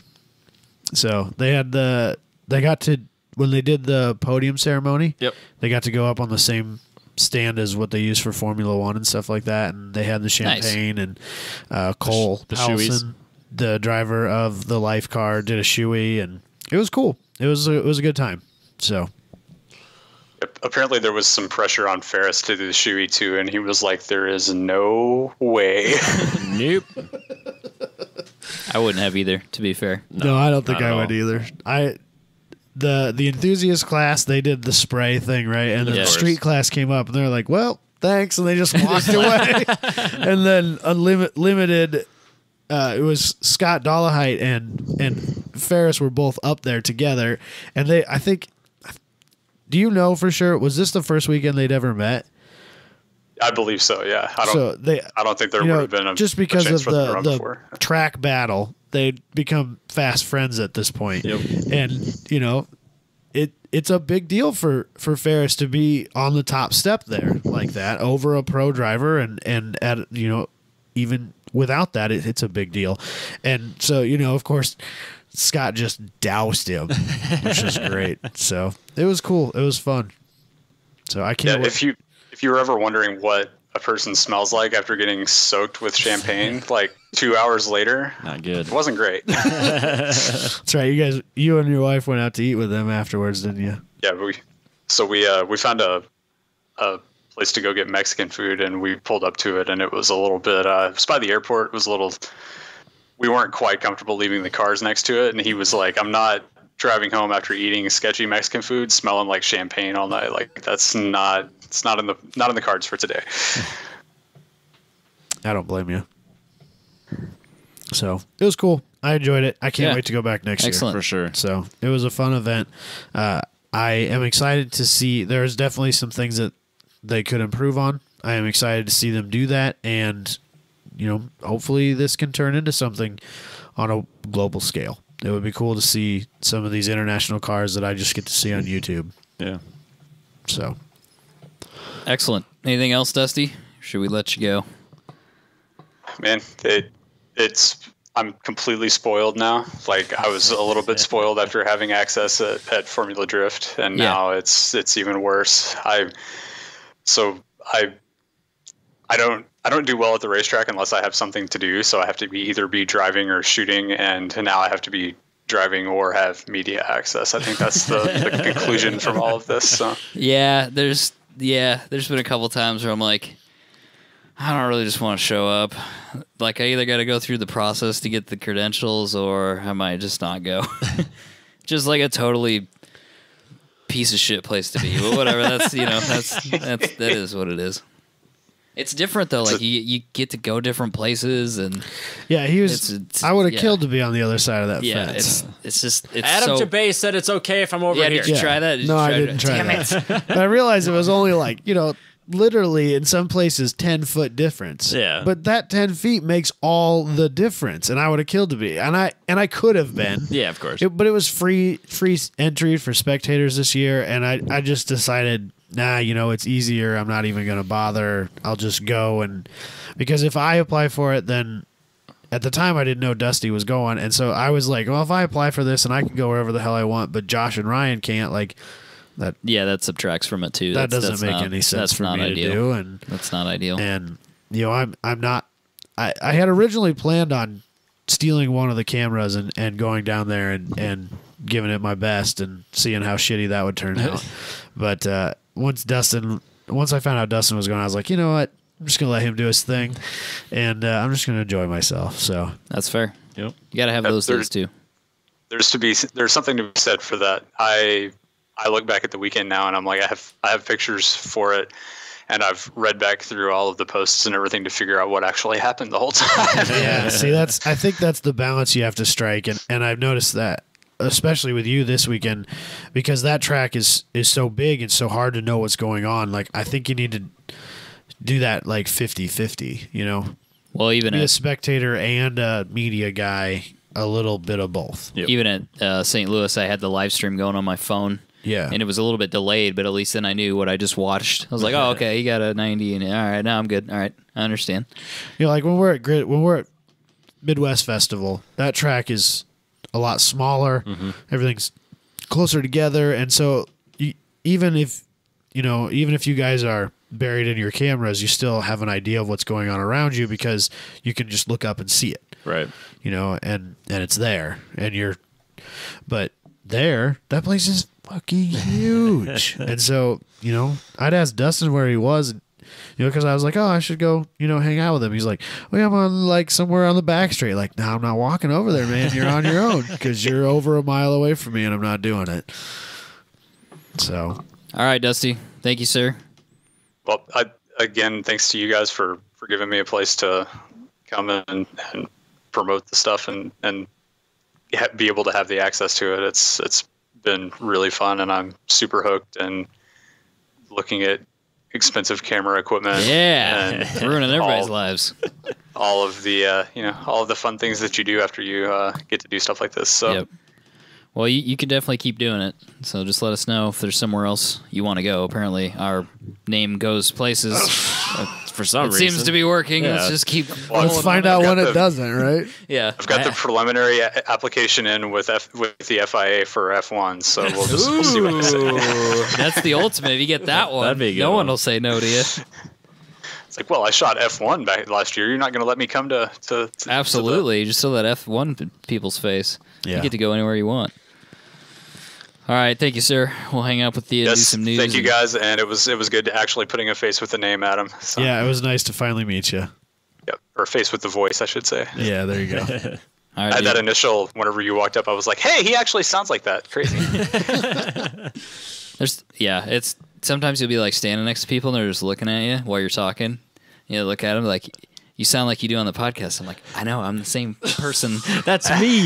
That is my like voice. people they'll look at you while you're talking. It's like they've been listening to the TV Excuse but not me, I need watching to it. put And my now headphones in now real they're quick. watching they're just spectating. They're just looking at you. It's like, this is awkward. No, keep talking, It's awkward keep talking. for me and it's awkward for you. So let's not do this anymore. But if you see Robbie, give him a hug. Yeah. Yeah, Don't just stare at him. Give him a hug. I was missing the opportunity to give Robbie a hug. Oh, I'll give you a hug. We'll figure out a way to fix that this year, I'm sure. Yeah, I'm Yep. sure we'll get together at some point. Potentially grid life. So we'll see. Definitely. He's talking Cool. about it, so I'm going to hold him to it. Yeah. All right, dude. We'll chat with you Cool. later. Thanks again, guys. See ya. All right, Robbie, you ready to transition to some news? Yeah, why Do a not? little bit of news. I think how good that went. He's rearranging the screen. Yeah, no Students- one even No one noticed. even knows. If they weren't watching YouTube, they have no idea what just happened. Very professional. Bam. Tesla launches a new mode for your dog to drive your car. That's not what they're Oh, that's It's not for the dog to drive. No. Damn it. I'm But- not interested anymore. But you know that's coming. That dog's gonna drive himself to the dog hair groomer place. Well, You can't let your dog make decisions about where the car goes. No, and but with you the can dog make in it. decisions on where the car goes and put the dog Yeah, into it. but if it's Elon Musk, he'll figure out a way to talk to the dog so that the dog can go places. It's just gonna pop up and have like 4 options, and he'll just like hit it with his nose, and it just goes. It goes there. Your options are the park. I don't know. Petco. Petco. Yeah, Yeah. exactly. Petco. Exactly. He's got a little fanny pack with a credit card in it. Right. What No, your dog's got Apple Pay. You know, son of a bitch. It is swiping. Apple Pay for dogs. It's coming. The next thing will be like dog advocate rights people. Well, you know what I they've mean? got those. Dog rights You can advocates. chip your dog. Right. Yeah, yeah. Just That's put what. credit card information on it. Yeah, on a Just- chip. Boop. Yeah, exactly. My dog just spent $1,600 at Petco. Great, fantastic. But if you try to, Man's best friend. if you try to put an end to that, PETA will come after you. Yep. This is the future that we have created for ourselves. Is dogs taking over Yeah. our lives financially and all of our time when they steal our cars and we can't get to work. So what did they really do? Oh, sorry.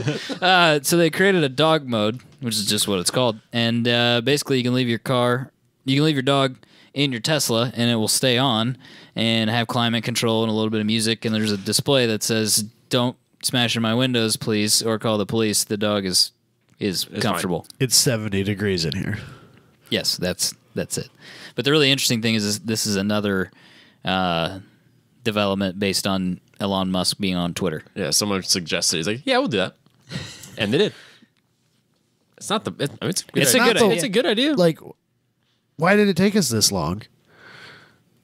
Well, I wonder if you could put your Tesla. Someone with a Tesla would have to tell us, but I wonder if you could have put it in camping mode, and it would have That's a stayed thing? on. Yeah, there's a camping mode. I'm just saying in general, like in cars, why did it take us this long to come up with the idea of putting something on a screen that said, "Hey, this dog's fine"? Well, if you have it in a car, it's running. Then with the Oh, Tesla, yeah, you can't that's tell. fair. That's the No, I'll difference. give you that one. Like if it's sitting in the avalanche and it's running, like Yeah, you're right. well, I assume He's probably all right, I assume yeah. the heat's not all the way up. He's got his nose Or stuffed down, in- Or down, depending depending on the yeah, year. depending He's got his nose stuffed in the air vent, like he's that's what my dog does. He just sticks his face right in the air vent. I'm like, is that good? Does that feel good? It's very cold air. Roll the window down so he can smell the outside, like he's trying to do. You Is that what he's jerk. doing? He's trying to enjoy the That's the nature. That's the closest to the outside he's getting through your radioactive recirculated air in the Genesis. He's plastic just like, that's this sucks. heated and unheated. Nah, man, he goes out and does stuff with the big dogs. He gets chased down by the German Shepherd. He loves it. Yeah, when your dog's at your parents' house, that's quite a mix. He's like a toddler. He crashes. Like I take him home and he just like passes out on the floor in the Genesis. It's like, all right, it's dude. really funny taking a dog home from daycare. Yeah, Or they're just- the They're dead. what do they call that? Like pet Yeah. hospital, not hospital, hotel. Hotel. The pet hotel, the resort. The pet hostel. Yep. Yeah. My dog's never been to one of those. Oh no, it's good for them. Not my dog. Now they get real quiet and then they sleep for like 2 days. It's great. Yep, that's exactly what Ollie does when he goes and hangs out with the other dogs. So I don't know. There's not a lot to say about it. That's but a good, I think it's a good idea. Yeah, it makes sense. I'm curious how many people with Teslas are letting their dogs in. Like I could see that being one of the cars. Where like, no food, no dogs, Nah. no hair. I think those people are all letting their dogs in there Yeah, I was gonna say Yeah, fair enough. while they go and get some free range coffee and from Whole Foods. while they're going to Yeah, the I bet this is bicycle Really, I bet this spinning is super class. popular in downtown Austin.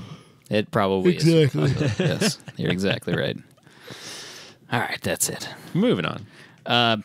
The Chevy Bison is sold out. Have I been living under a rock? Kinda sold out, but we'll get there. What the hell is a Chevy Bison? So it's the Colorado ZR2 Yes, turned up to 11.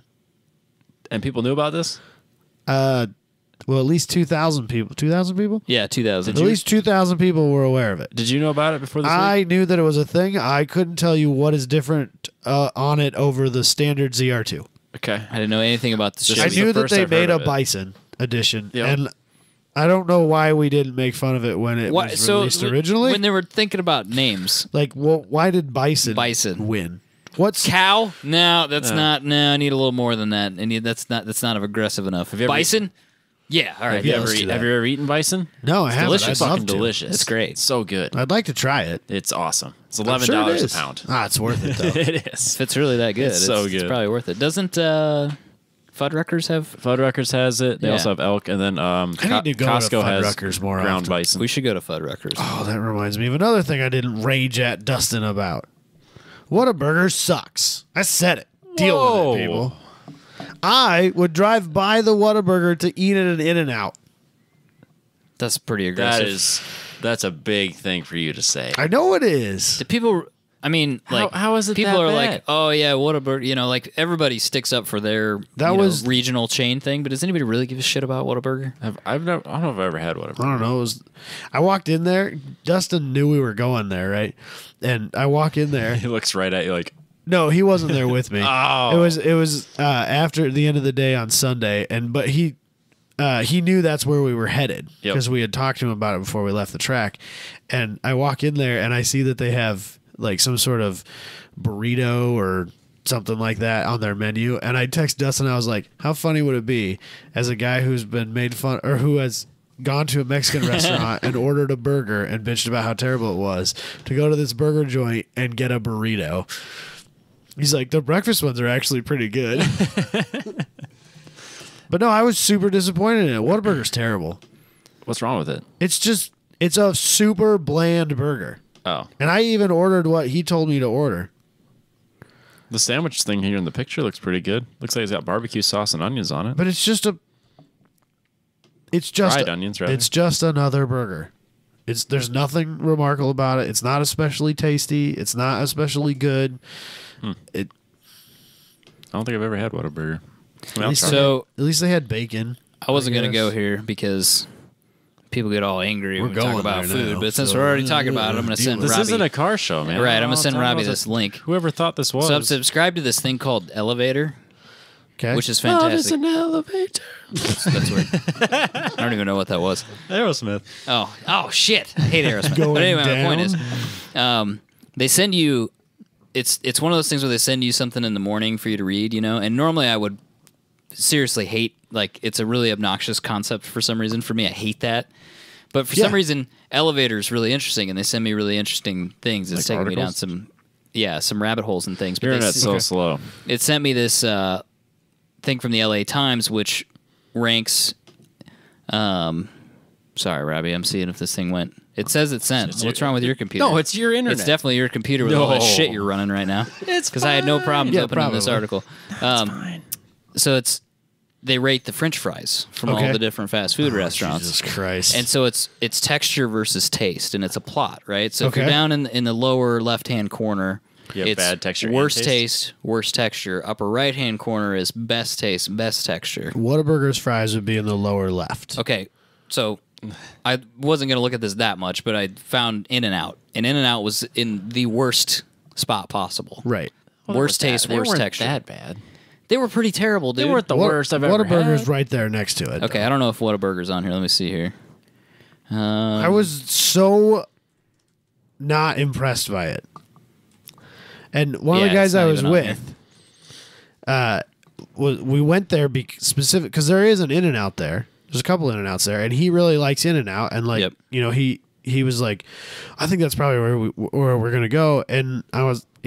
I was like, but we got to try Whataburger, right? When in Yeah. Rome, right? And he's like, yeah, okay, you're right. Let's go to Whataburger because one of his buddies had like talked it up about how it was The best ever. the best, right? Yeah.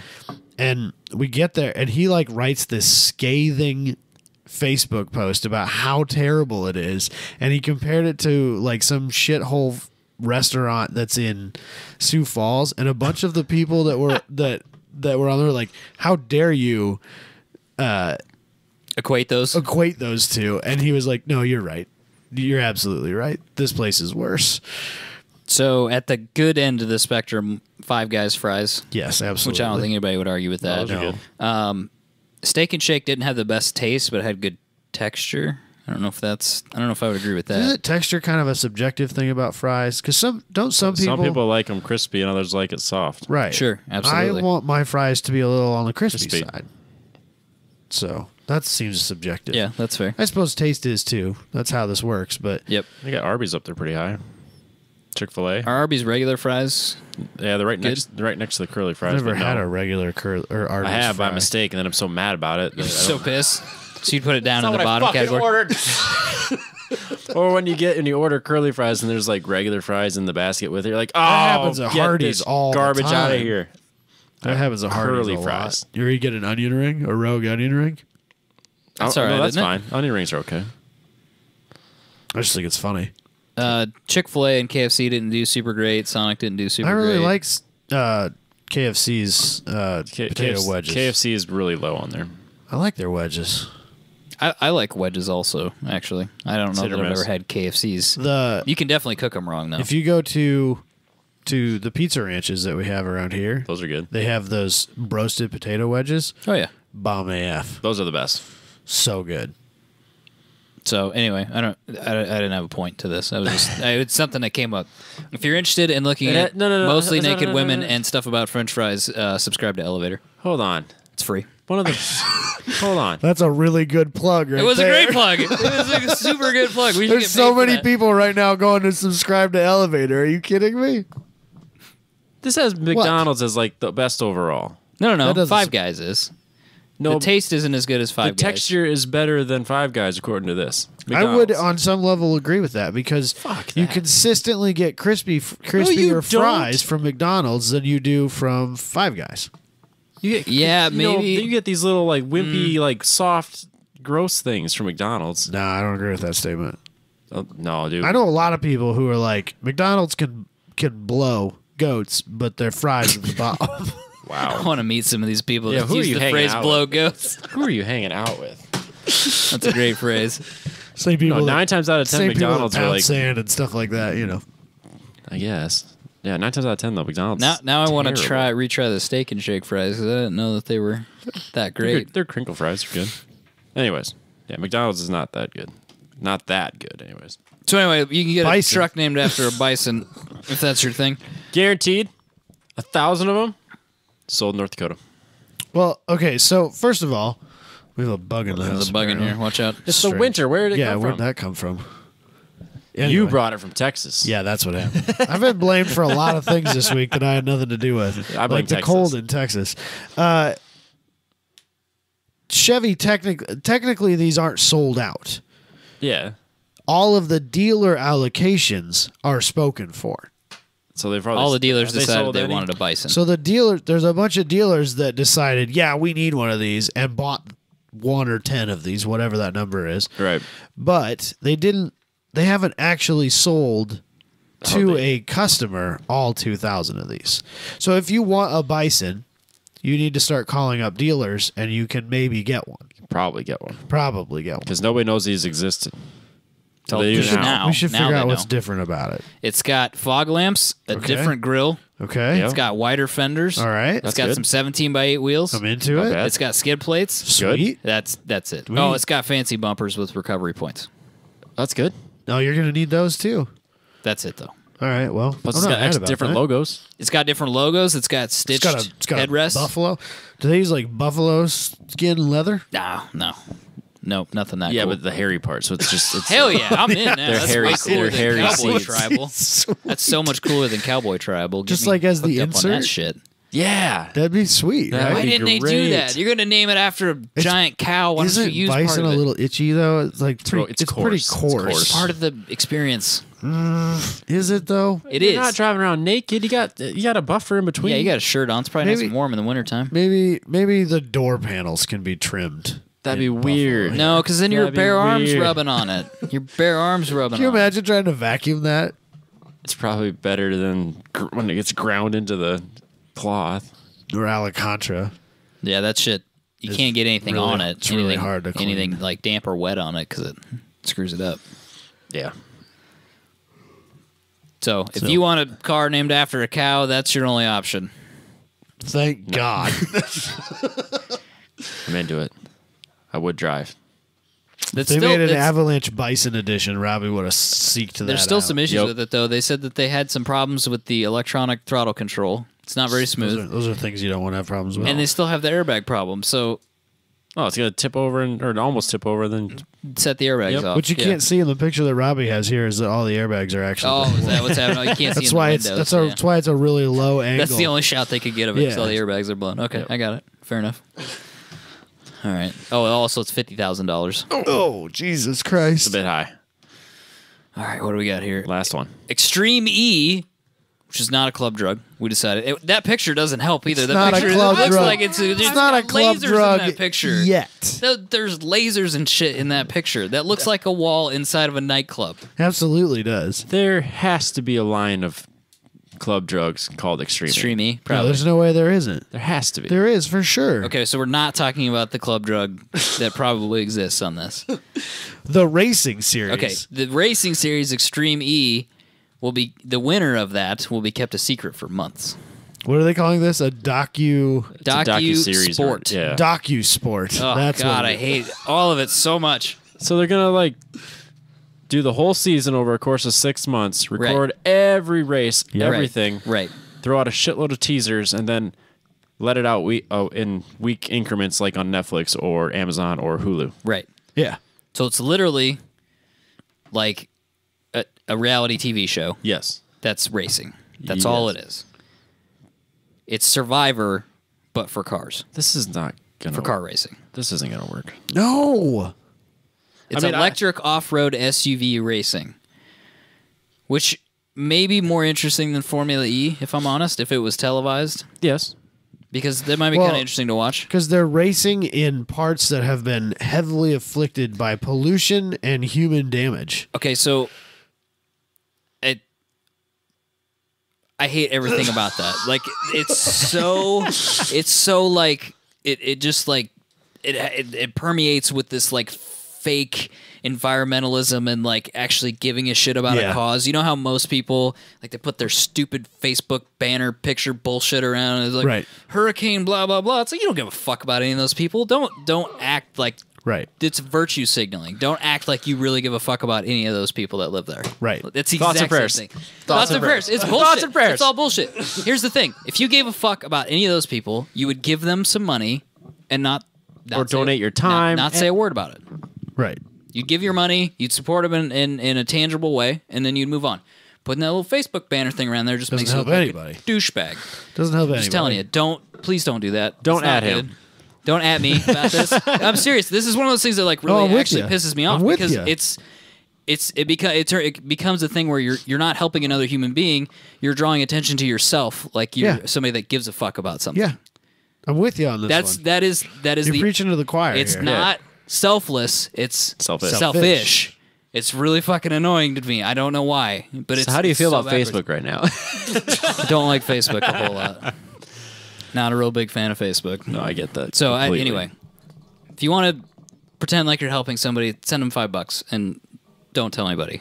That's the right way to do it. Yeah, so then now these people are going to go in, set up a race, destroy the area, and then leave. Nah, bro. They're electric. They're not going to hurt anything. Yeah, because the track and all No, that. it'll be fine, right? And the You- spectators. What about all the trash and shit they're going to drag I'm through? sure Are they they'll gonna pick pick that up up. every single and piece of they'll it? Dispose of it.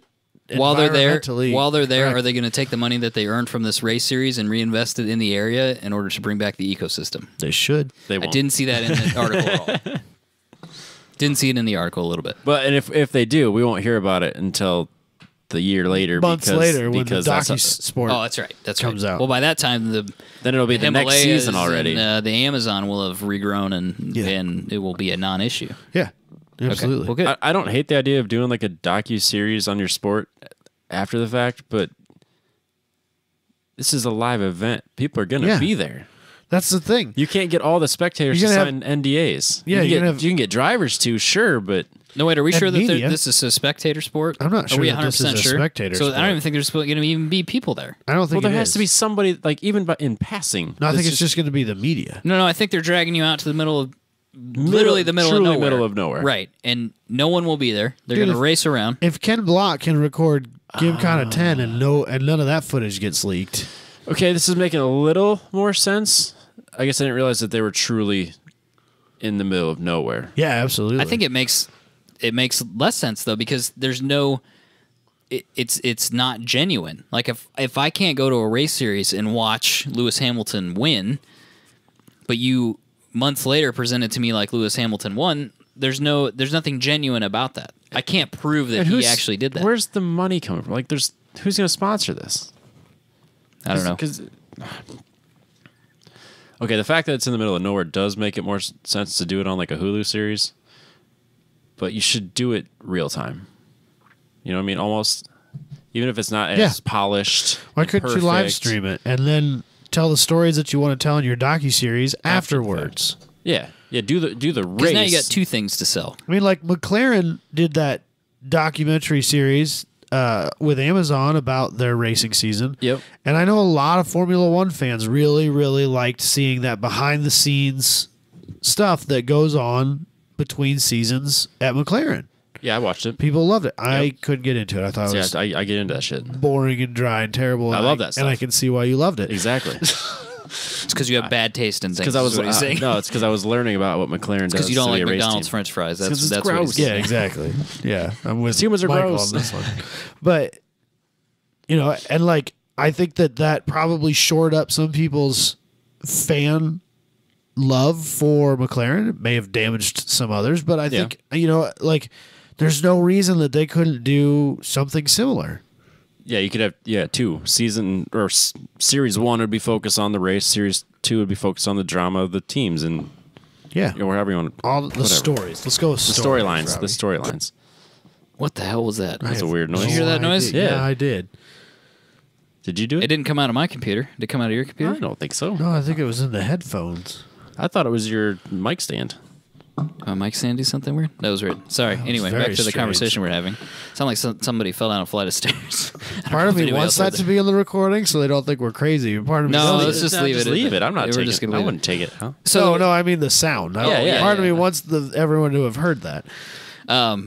the weird thing about this is they're positioning it in a different time frame than Formula E when that series is running. Right. So why wouldn't you pay someone to do a docu-series on the teams of Formula E, which in my opinion would be a way to market Formula E, because I don't give a shit about Formula E. So if somebody could be like, you present the people and say like, hey, you should care about this person, and like, oh, we made this really cool documentary, and like, there's some really great shooting, and there's some cool stories associated with it, and you could pitch that to me, I might watch that and go, oh, okay, and like, I don't know anybody that's in the series because I literally pay zero attention to it. But like, you might entice me to be like, yeah, maybe I don't hate Formula E as much, and they don't do as many stupid things. That to me would be like cheaper and a more marketable product, which then supports another product that you can sell people That you're already trying to sell people.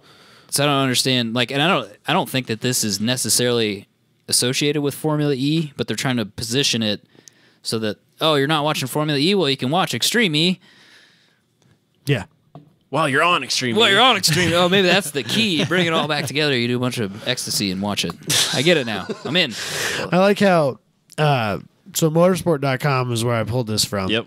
And they're talking to the guy who is the promoter or the main guy for this. And they're like, so how do you expect us to cover this? Like, do you want us to cover this? And they're like, yeah, well, we want the media to be a part of it, but we don't want them to give anything away. And that's a very good question I don't have an answer to. You're the guy. You're the marketing guy. That's literally your job, bro. Come on. The article would literally be, they're in the Himalayas this weekend. Yeah. Here's a picture of them sitting in the pits. That's all I can tell you. We can tell you more in 9 months. So the way I read it, like, I think he wants them to talk about, like, if there's a qualifying session, like, it's fine to talk about who was fastest in qualifying, and it's fine to talk about maybe some of the highlights through the race, but you can't talk about who won at the end. But I think that, say, if you just take away the one thing, like who wins, but you tell about all the other drama, like, oh, this car broke down, or this person was fast in qualifying, but they're doing really well in the race. Isn't that the whole point of the series, is to kind of build that drama from qualifying through the race? And he won. Yeah. I don't know. I think you could do this differently and be more successful. I don't think that current racing fans are going to give a rat's ass about this. They're not going to be into it. They just won't. I can see it being an interesting series to watch. I can see that. But at the end of the day, you're like, yeah, but he won like 9 months ago. It's next season now. I think they're also going to like really spend a lot of their time driving home the environmentalism part of it, which I don't disagree that there are some parts of that we need to be more conscious of. Certainly not disagreeing No, with that. we can all agree there. But I feel like they're going to make me feel bad about myself as a racing fan. They make one negative comment about my V8s. We're done. Well, yeah, but that's what, like I think it's going to be real underlying. Yeah, probably. But I think they're going to spend the whole time making me feel bad about myself as a racing fan who's destroying the environment systematically. Yeah, I'm curious if they're going to have this be like Grand Tour, Top Gear, videoistic styling, budget style, or is it going to be 4 idiots with GoPros?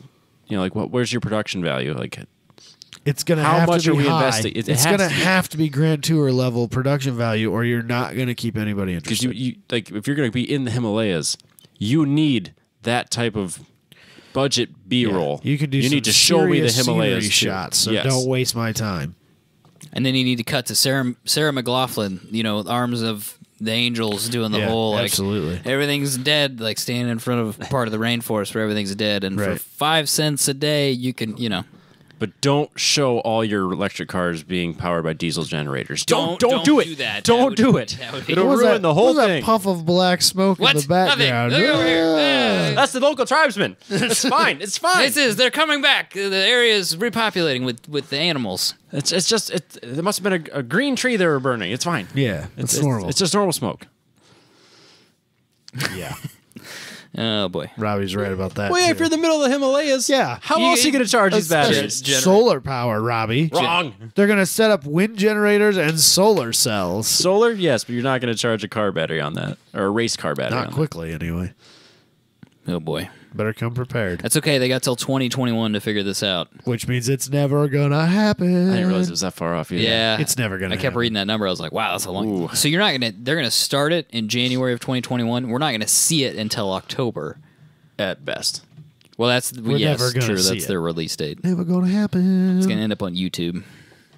This has a lot of things not going their way, but there are things that could work out of here. Part of me wants it to work. Yeah, because if we could, Because I want to see. Now I kinda wanna I want watch to it. watch the train wreck. It's gonna be terrible, and I want to see it. How do you pitch this to drivers? yeah, You want me to do what now? Or sponsors. Or sponsors. The annoying thing is like the green thing is like a really pitchable yeah, sound Yeah. bite right now because Yeah, they can you're turn right. around and say we sponsor Extreme E, and they're like, you should stop selling drugs to kids, and they're like, no, that's not what it is. No, not that kind of Nah, E. it's a different kind It's of a different E. They should E is an electric. somebody should not look E into is an that. ecstasy. Somebody should look into that a little further. Maybe Extreme E is not the best name. I mean, seriously, we can come up with that. You want some Extreme E? Hell yeah, dude, let's look that shit up. yeah. I went to college. Yeah, Fuck yeah, let's get wild. No, it's electric off-road racing. Ooh. I'm gonna take yeah. There's a pass. probably already there's probably a series on drug addiction or like wild partying that's called Extreme E already. It's not. It's a bad name. It's Yeah, a bad. it's not good. Bad name. Like it's like about the raves in Miami or something. No, it is the Formula E guy. It is the the same guy? It's the same guy. It's the same people. Yeah. That's disappointing. I have to get that figured out somehow or another. Anywho, is that it? That's all I Should got. we wrap it up? Yeah. Somehow we got to 2 hours. It's always 2 freaking hours. 2 hours on and the 2 show. minutes. Always. Sorry, none of our I was go-to. just so Always, excited always. about time attack. I understand. That's fair. I don't know. Is there anything else? Is there anything? Oh shit. Karting. If it's Sunday and you're listening to this, yeah. So it's like I it's even too made late. something else. It's like so something we're missing.